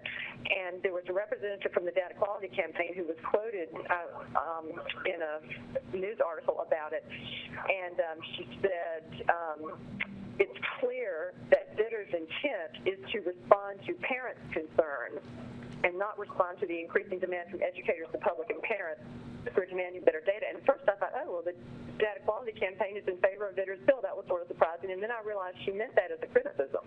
It's clear that Guiderra's intent is to respond to parents' concerns, and so that makes it a bad bill. So there are attempts in Washington to update it, but we're keeping an eagle eye on it because some of the so-called updates may do more harm than good. Sir, can I just respond real quickly to that one?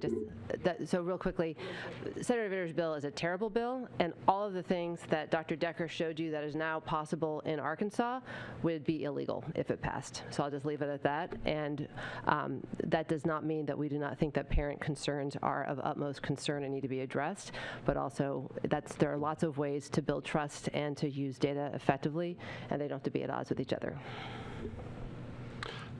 Just two quick statements, no questions. First of all, I loved your statement, Ms. Guiderra about data being a flashlight.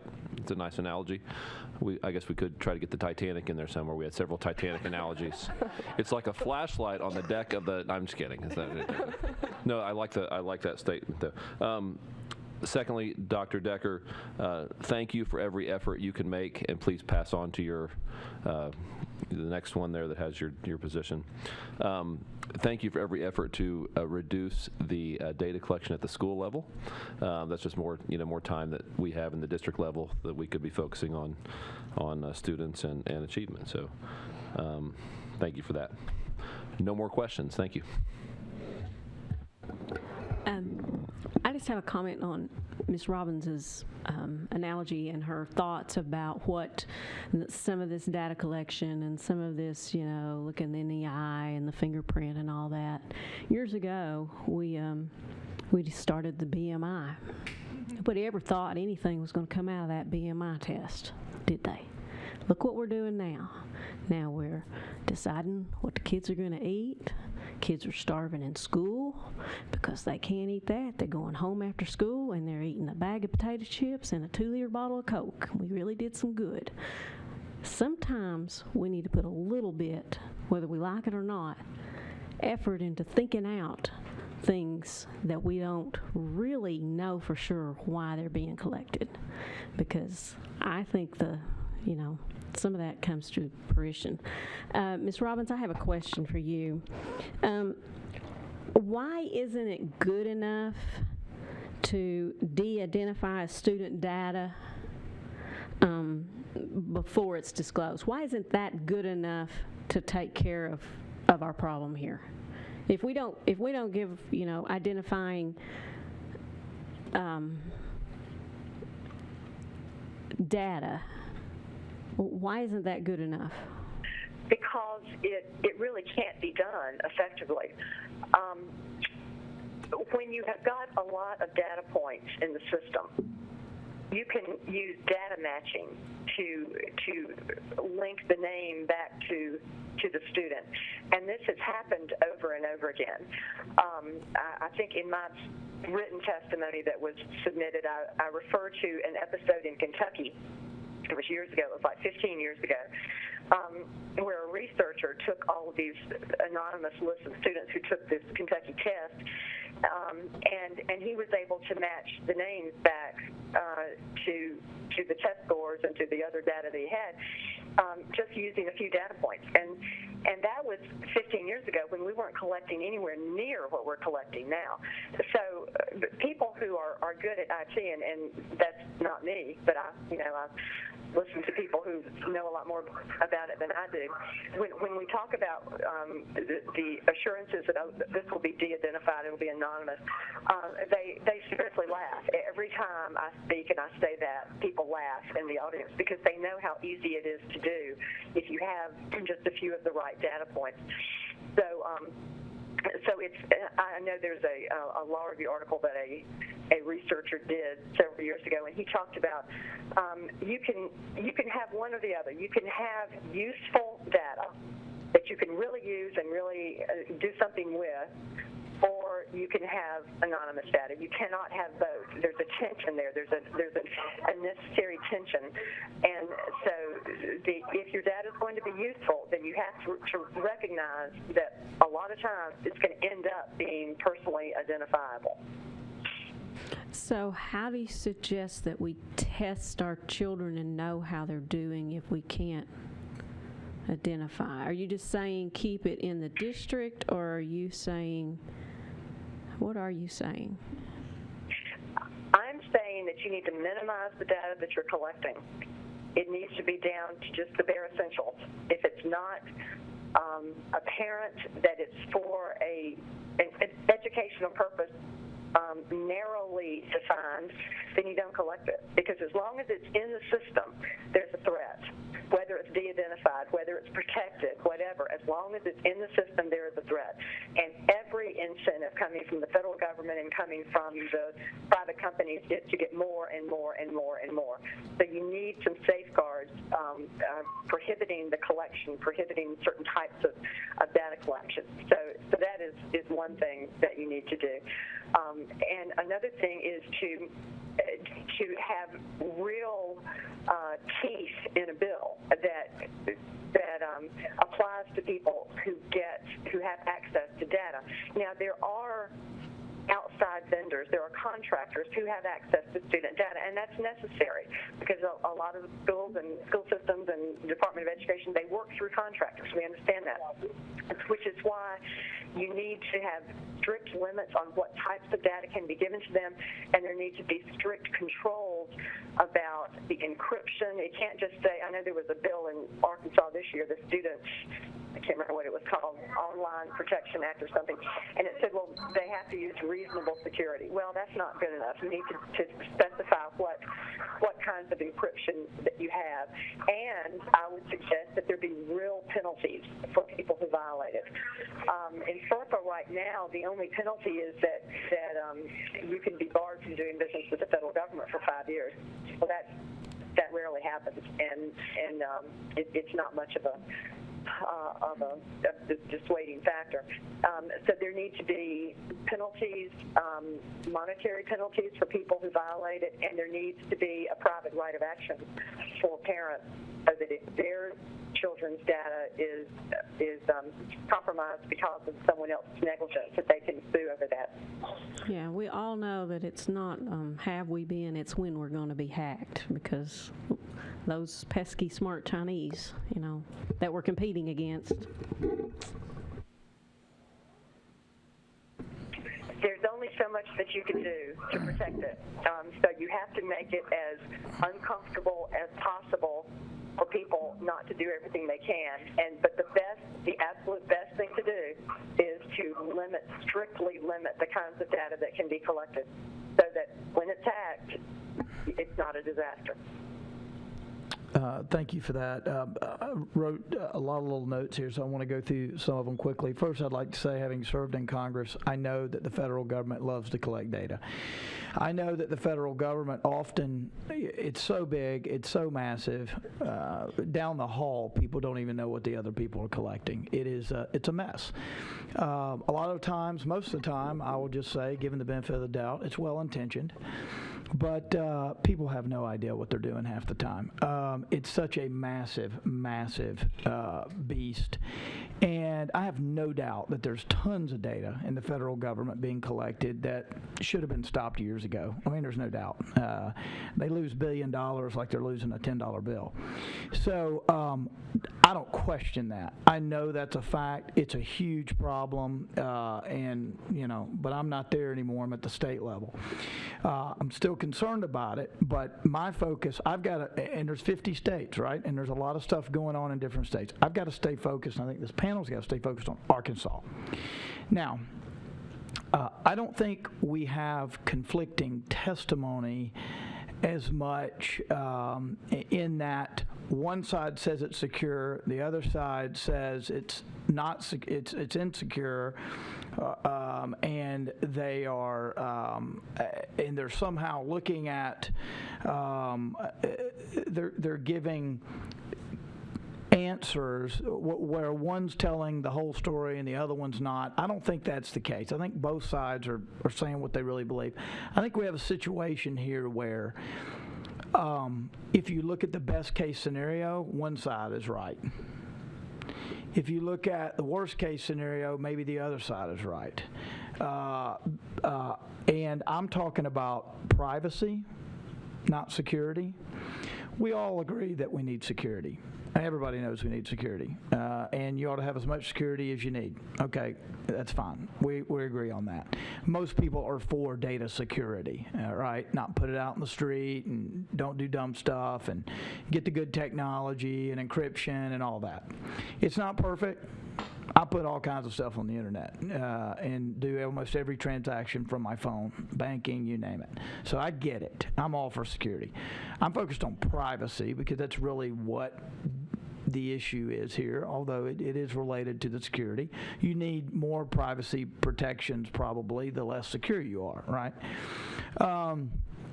And I've seen the memos that say the state's not sharing with the feds and all that stuff. And I I don't doubt that that's what it says, and that's what everybody says it says, and we're well intentioned on that. But having said all of that as a backdrop, it does strike me that there's some things going on that could be tightened up. Okay, and I found that if I ask questions, I don't get as much out. So I may ask for like a yes, no, or something here in a minute. But with regard to auditing what the data we do collect, what I would say there is whatever we're doing, we need to do more. Aimee has even said here that, look, I know we're collecting stuff we shouldn't be. Of course we are. The federal government is. I'd bet every state in the country's collecting something they shouldn't be, that they don't need, right? So I don't know what your mechanism is on that, but I do think that's something that we ought to look at legislatively to ensure that there is a audit. Maybe you lead it. I don't know, but that is something that causes me. That I know we can improve upon. Why? Because we can improve upon everything. There's nothing that we can't improve upon in life. Biometric. You know, it strikes me, I use a lot of biometric data on my phone to get on it, to sign on to my credit card statement, Army, I've got a little chip on my military ID, I mean, you name it. I got Clear at the airport so I can get through faster, I'm a subscriber, biometric. Once you're in the Army, you got nothing private anyway. So, but I don't want, I ought to at least be told that's happening to my kid. And it may not be. I know Teresa had to leave, principal of my kid's school. I'm going to look into that, though. I think there ought to be, I think that a parent ought to have to approve that, ought to have to give consent. And if they currently don't, that's bothersome to me, just as a common sense thing. You know, you can get my daughter's name, okay, without a consent, and maybe something else. But if you're getting much deeper than that, social, thumbprint, you know, retina scan, whatever they're doing, and I'm, you know, I had to do a retina scan the other day in one of these things at the airport. That ought to be a consent there. I think that ought to be legislative required if it's not already. It's not already, is it? Yes or no? Data we're collecting, but I do not know. You don't know? Okay. Is that yes? No? There's no? Okay. So I think that ought to be required.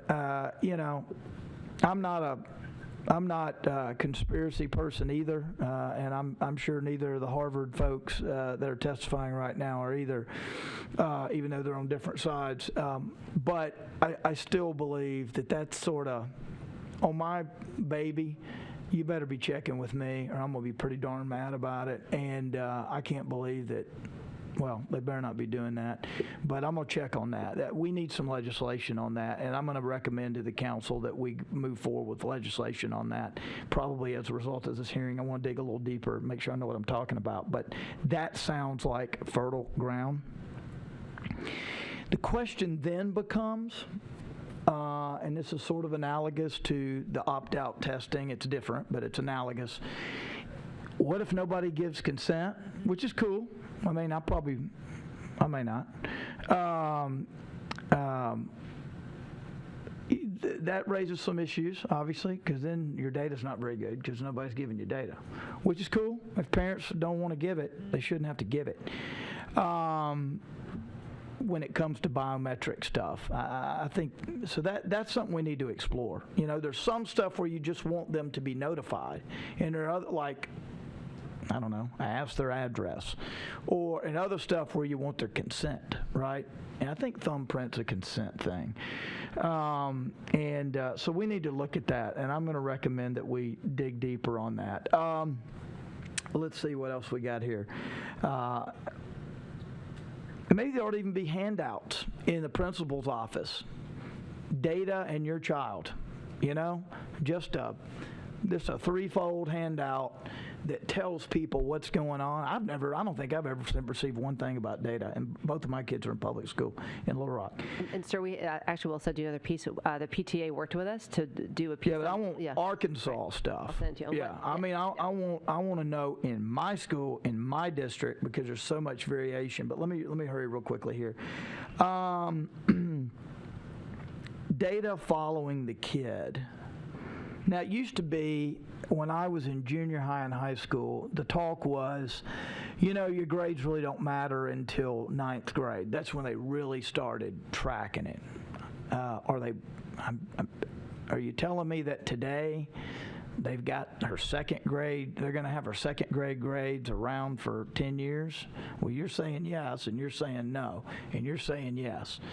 What second grade grades? What happens to? Well, my daughter's 14. Where are they? Where are those second grade grades? Are they still in existence? Yes, they are. Okay, that's a change. Probably need to tell parents that. It may not be a change in the last 2 years. It's changed since I was in school. Maybe not. Maybe there's a file somewhere, a secret file. Is there a file somewhere in Magnolia with my name on it? I've got my second grade file at my house. I ain't telling anybody. That information. Yeah, well, I've got my file. I ain't gonna tell you how I got it, but. So actually, it depends on what state you live in. There are different laws for data destruction. So in some states, your paper file may exist forever in some, Raiders of the Lost Ark warehouse.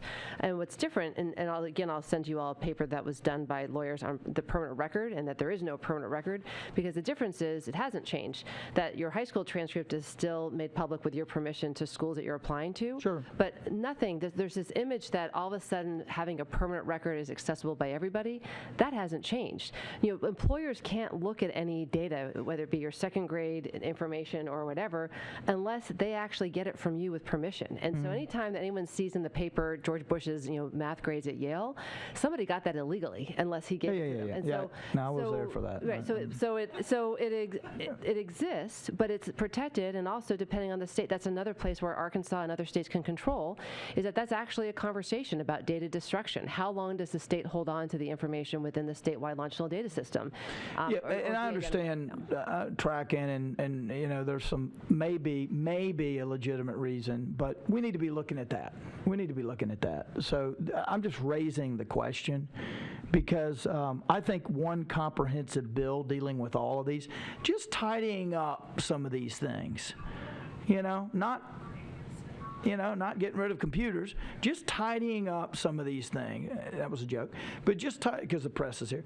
Trying to keep the context so they don't get misquoted again. It happens all the time. Let's see. So I do think this is something we need to be less loosey-goosey about. And the idea that our kids are giving out some of this biometric data and other stuff without a informed consent of a parent or guardian, I think that's a little bit loosey-goosey. Okay, follows annual audit. We went over that. Oh, going back to the computers, you said if you focus on instruction, as opposed to assessment and the computers needed and all that, you'll get to where you want to be. The weakness there is instruction does not require everybody to be taught at the same time. In some of these schools, assessment requires more people to be in front of a computer at the same time than would be required for merely instruction. For example, we got enough computers for instruction, but we don't have enough computers for assessment. There are different needs there in some districts according to the testimony we've received. Maybe not to the people here, but I'm telling you that we've been told that. Am I right? Absolutely. Right. Okay. And so there is a different need there. So that I just wanted to point that out. Most of this stuff, I know a lot of people have tried to tie this Common Core, and certainly there are a lot of the groups involved that want data.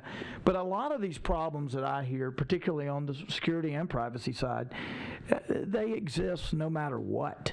They're going to exist. This is more a function of 2015 than it is a function of anything. I'm not saying it's completely disconnected from the companies and everything else, but I think a lot of this is just the reality of when we live, when we're living. And to Ms. Robbins' point, I do think it's, and to your point, when you sat down, we need to have, separate from Common Core, I mean, this is in the context of Common Core, but that's cool. We need to have this conversation anyway. And we need to have it not just in the halls of the legislature, but we need to have it right here in a public way. Because this is an opportunity for us to put a little more impetus and inertia behind some legislation to just tidy some of this stuff up. And I think there's more. I'm not going to say you and Ms. Robbins agree on everything, because you certainly don't. But I think the difference between you and Ms. Robbins on a lot of this stuff is a matter of degree. It is a matter of degree. Were you all at Harvard at the same time? I don't believe so. Okay. In any event, I just wondered if y'all knew each other there, but discussed it there. But in any event, I really think there's more agreement. I think it's a matter of degree. You're not completely saying these aren't relevant issues and we should not worry about any of them. And I think she's just concerned about them with a little more urgency. And I think there's some reasonable ground here to do what you said, have these hearings, discuss it, and do what she said if she's still on the phone, and that is to get out ahead of this stuff and make sure before we have hacking and on the security side, and before people feel like they've been violated on the privacy side, before all that happens. If you'll remember War Games, Matthew Broderick changed his grade in like 1981. You remember that? Yeah. You don't have to comment on that. But you didn't do that. You weren't born. You weren't even born. Probably. Anyway, I covered all those issues. So, so legislation. I think it's a good idea. If I may, a clarifying statement concerning biometric data. The Department of Ed does not collect fingerprints, retina data, skin sensor data. I can't speak for every school district in the state. I don't know local school policy, but as far as the Department of Ed, the department doesn't. Okay. The department. So schools may be using it for lunches or whatever, and okay, so they're holding that data maybe, I don't know, at the school, in the district, I don't know. If they collect the data, I believe it would have to be at that local We'll take a look at that. Yes, let me ask you this. Is it possible that even though you're not sharing with the feds on the big database, Dr. John or Dr. Decker, is it possible that they have access? Because someone alleged to me in a text, no comment. Everybody texts me. It's an equal opportunity deal. And I can't even keep up with all of them. But the allegation was that even though the federal government, with all the states using the same template, the federal government can access it with a few keystrokes. I believe that to be false. They would be violating federal law, state law, and they do not have Social Security numbers. We're a pretty rural, small state. I can't tell you the number of Kevins and Tevins we have on it. Quite frankly, names are from a data perspective, a name is not an ID on it. There's more to it than that. So to directly answer your question, I believe that is false on it. And even if they were breaking federal and state law on it, seems like that would be fairly difficult to do without some type of without you knowing about it. We do need to have, it seems to me, and maybe this is something I just need to learn more about. We need to make sure there is a cause of action available if violations occur, and sometimes there may be one in common law, in tort or whatever. But it's good to, with specificity, provide a cause of action within the statutory framework to make sure that there's remedial action available if something were to go wrong. So that again would be something for a potential legislation.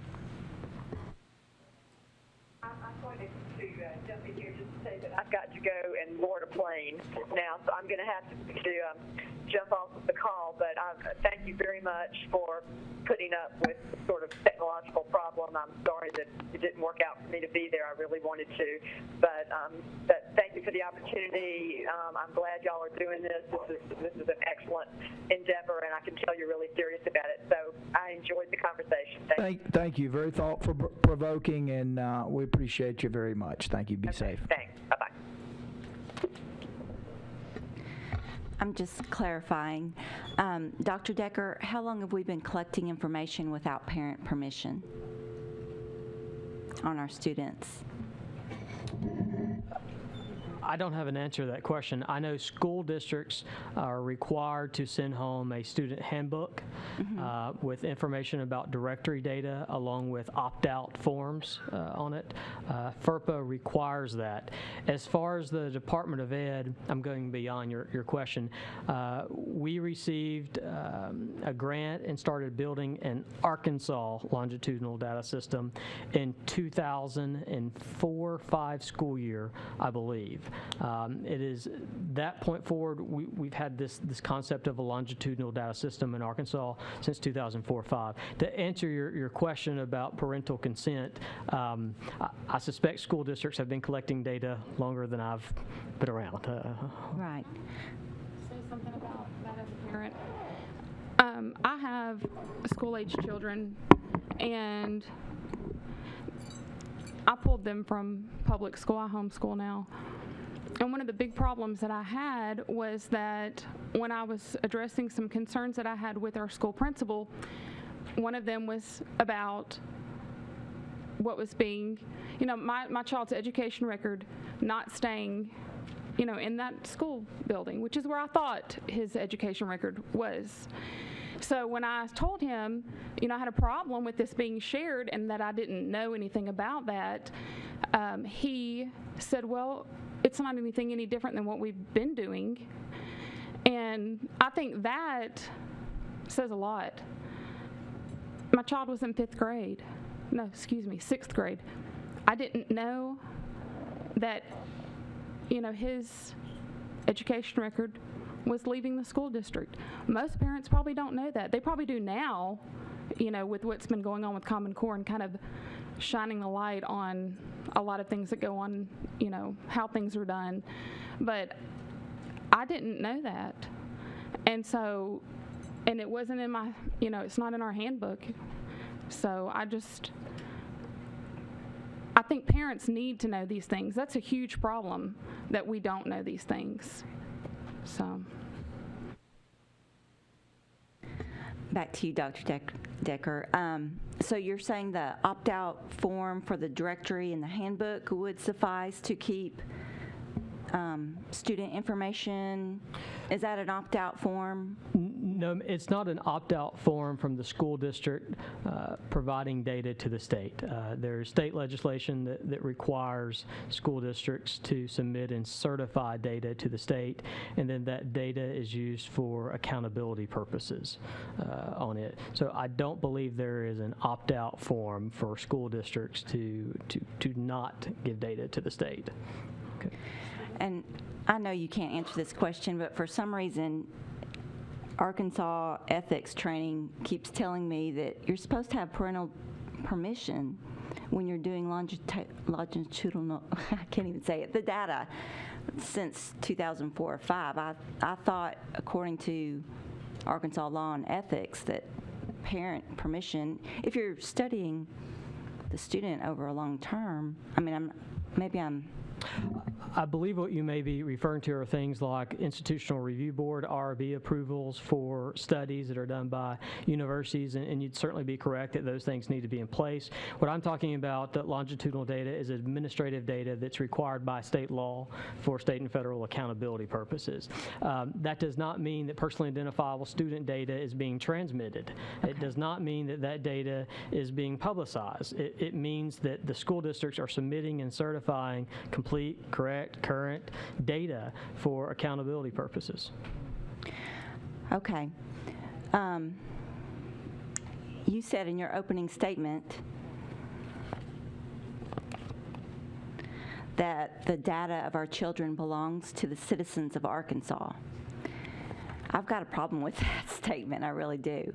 To me, as a parent, it belongs to me and my child, not all that data doesn't belong to the state. And that's what I meant. I didn't mean that my child's information is for everybody. It meant that it's not the government's, it's the people's. Yep. Okay, you meant the parents? Yep. The individuals. The individual, right. Okay. Okay. And there wasn't an elegant way of saying that, but sorry, I was trying to get the point that I'm trying to get the point that Arkansas should be in charge of what's happening in Arkansas because you're closer to the people of Arkansas, and that this is why education's in the purview of the states, and this is why this conversation is appropriate to have at this point. Okay, so one more question, I'll be done. Is it possible for this data to be sold to anybody? If legislation was lobbied and voted, and there's some, millions of dollars into, we really want this data, could it be sold? You're asking if it's possible for legislation to be, I'm not an attorney. I can't tell you what this body may or may not be able to do. I can tell you under state law and federal law that I believe that would be illegal for this body to do. What's your answer, Tim Griffin? Well, I mean, the legislature can pass just about anything they want to pass. Whether it would comport with federal law or not, I'm not an expert on federal law. The legislature can certainly change state law to say whatever they want state law to say. Whether it would be consistent with federal law, I don't know. It sounds like it wouldn't, but I'm not an expert on that area of the law. So FERPA prohibits the selling of data, and then also I believe that you all just passed a law in Arkansas, one of the 12 pieces of legislation that got passed, that outlaws, that also governs the vendors and says that vendors, those third-party contractors to schools, cannot sell data. And so that was one of the clearest points in that. Yeah, so it sounds like the federal law would obviously preempt state law if there's any conflict. So it sounds like it would be in vain if the state tried to do that. Act 1196 is what I would reference, the specific. Thank you for that. FERPA does not address that. I would like to see where it does, if you can point that out, because it absolutely does not. And talking about the sale of student data, maybe I was hoping that Mr. Decker could address that situation and how you came to know about the sale of Arkansas student data. So you're saying FERPA would not ban a state? You're saying the state law currently does, but you're saying that if the state changed the law to sell the data to a company or whatever, that would be totally up to the state, and there is no federal prohibition of that. That's what you're saying. FERPA, you're saying FERPA doesn't ban Right. that. FERPA does not address the sale of student data.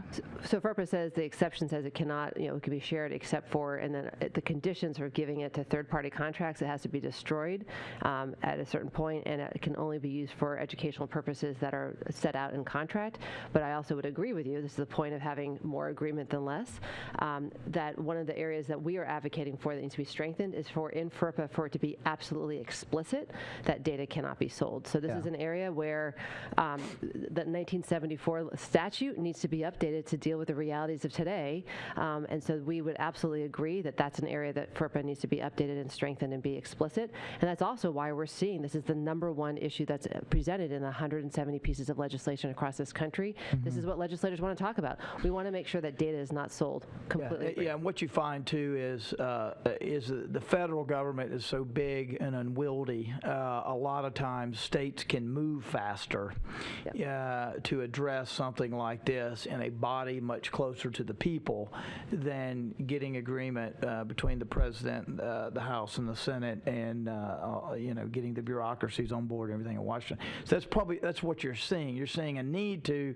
revise and update FERPA, but the practical reality is it's easier in the meantime, while we're waiting on that, for the states to act piecemeal or state by state, and it sounds like that's what you're seeing. And I'm happy to send you have in your packet. If you could send more info on that, I'm really interested in not in doing a bunch of stuff that's not needed, but tightening up some of these areas where I think you've seen some concern from council members. I think there's some ADE folks and others here who would agree that there's some room for improvement. And also send you all, and I'm actually about ready to leave, I apologize, but You also do what you gotta do. there's a summary of last year's legislative session that shows you exactly a breakdown of what that legislation and the laws dealt with. And we also will send to you the update of what's happened across the country in this year's legislative session. And as you all consider potential legislation or recommendations around legislation, this piece would be really useful for also looking at what some of the emerging best practices are across the country. I apologize so much for leaving without Go right ahead. conclusion. I'm sorry for the gentleman at the end of the table. Anybody want to ask her something before she runs? Okay. We got her cell phone number. We'll give it to you. Yeah, please. And I'm leaving. We got her data. We'll give you all got her my data. data. It's all there. Directory information is available. But I'm leaving materials. If you want some extra copies and my cards, please do contact me. And I really do applaud what you all are doing and the conversations you're having. They're so important. And I'll just say that I'll make one amendment to your statement about there's more that connects the panelists than separates them, is that I share Ms. Robbins' sense of urgency on this because I believe passionately in the power of data to change kids' lives for the better. But I also know unless we get ahead of this, as you said, Mr. Chairman, if we don't really build trust and understanding and have people understand the value of this and have trust that this will be used well and effectively and efficiently, then all this is for naught. Who cares if Dr. Decker has built the world's greatest data system that's helping kids? If nobody trusts it, if people don't believe it's not going to hurt them, they will not use it. And that's why this conversation is Yeah, because everybody's going to opt out and you ain't going to have any data. And so it is critical. Thank you so much. I'll just make one comment as you're walking out. It's great to see Arkansas as a national leader in using education data in the service of learning. Yeah. We're tops at something. It's okay? awesome. I mean, and you should also note that we send people here to look at you all, and we highlight all the time what's happening in the state. The rest of the nation has benefited from the leadership in this state, and so just to be commended for the great stuff happening here.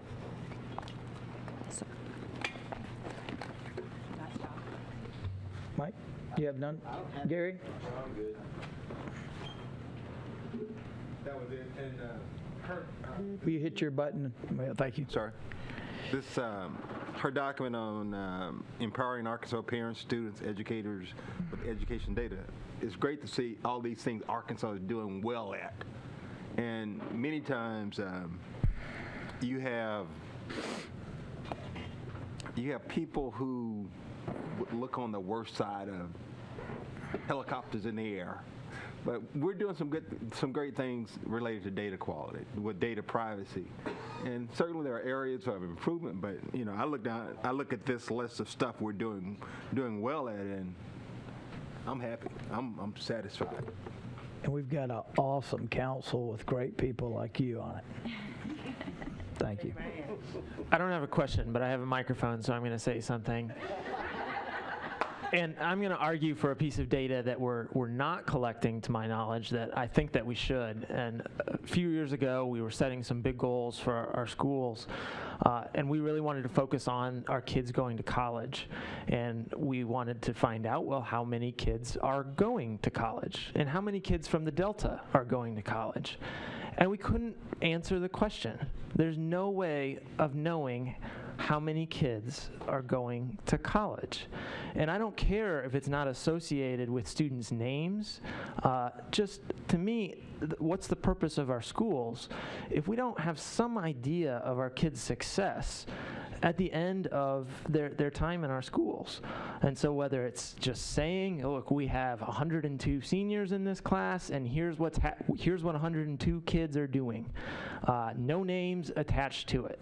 But this is accountability we keep talking about accountability of what our kids actually end up doing. And what we had to do, the closest we could get was look at ACT scores. Arkansas has gotten better about this, but not all kids take the ACT. Just because you got a certain score on the ACT doesn't mean you go to college. And even then, we could only look at the number who got above a 19. So I just think that it'd be a simple thing that would be a huge accountability measure for ourselves and the work that we're doing in education, to know what's happening with our students, what their plans are after high school. That's not a question, but thank you. is there anybody collecting data on that, district by district? Because I know one district said they are, but apparently not statewide. I'm speaking for the Department of Higher Ed, and I probably should not, but I believe there's something It's okay, called... Debbie's behind you. All right, she can speak for the Department of Higher Ed. But I believe there's something called the High School Feedback Report. The data in it will not be complete because students, of course, have an opportunity to opt out of their data being provided back via that High School Feedback Report. That's one thing that I know of that exists. There may be some others, and I'd be glad to follow up offline. And the other problem we saw with that was for kids who go to college out of state, and so that gets us some information, but not all of our kids are going to go to schools in Arkansas.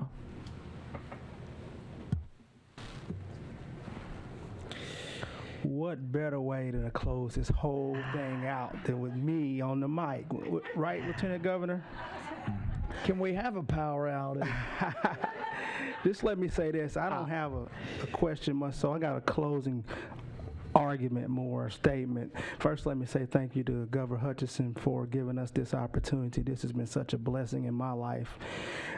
Thank you to Lieutenant Governor for being such a steward and leading us down the road and really diving into what the facts are. Thank you to Karen and the people against Common Core in Arkansas for giving us the ability to shed light on what the facts are about Common Core and not the rhetoric.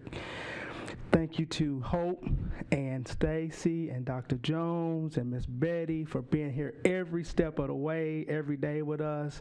You've given us so much information and so much support, and you've empowered us, and I'm really appreciative of that. And finally, thank you to my wife for allowing me to come be a part of this in my school district. But I want to say that when we started this trek, we were trying to find the facts, and don't get confused with the rhetoric. And I think we've done a good job of doing that. This council has done a really good job of staying the course, being cordial to each other, and listening to each other, and trying to find the best way.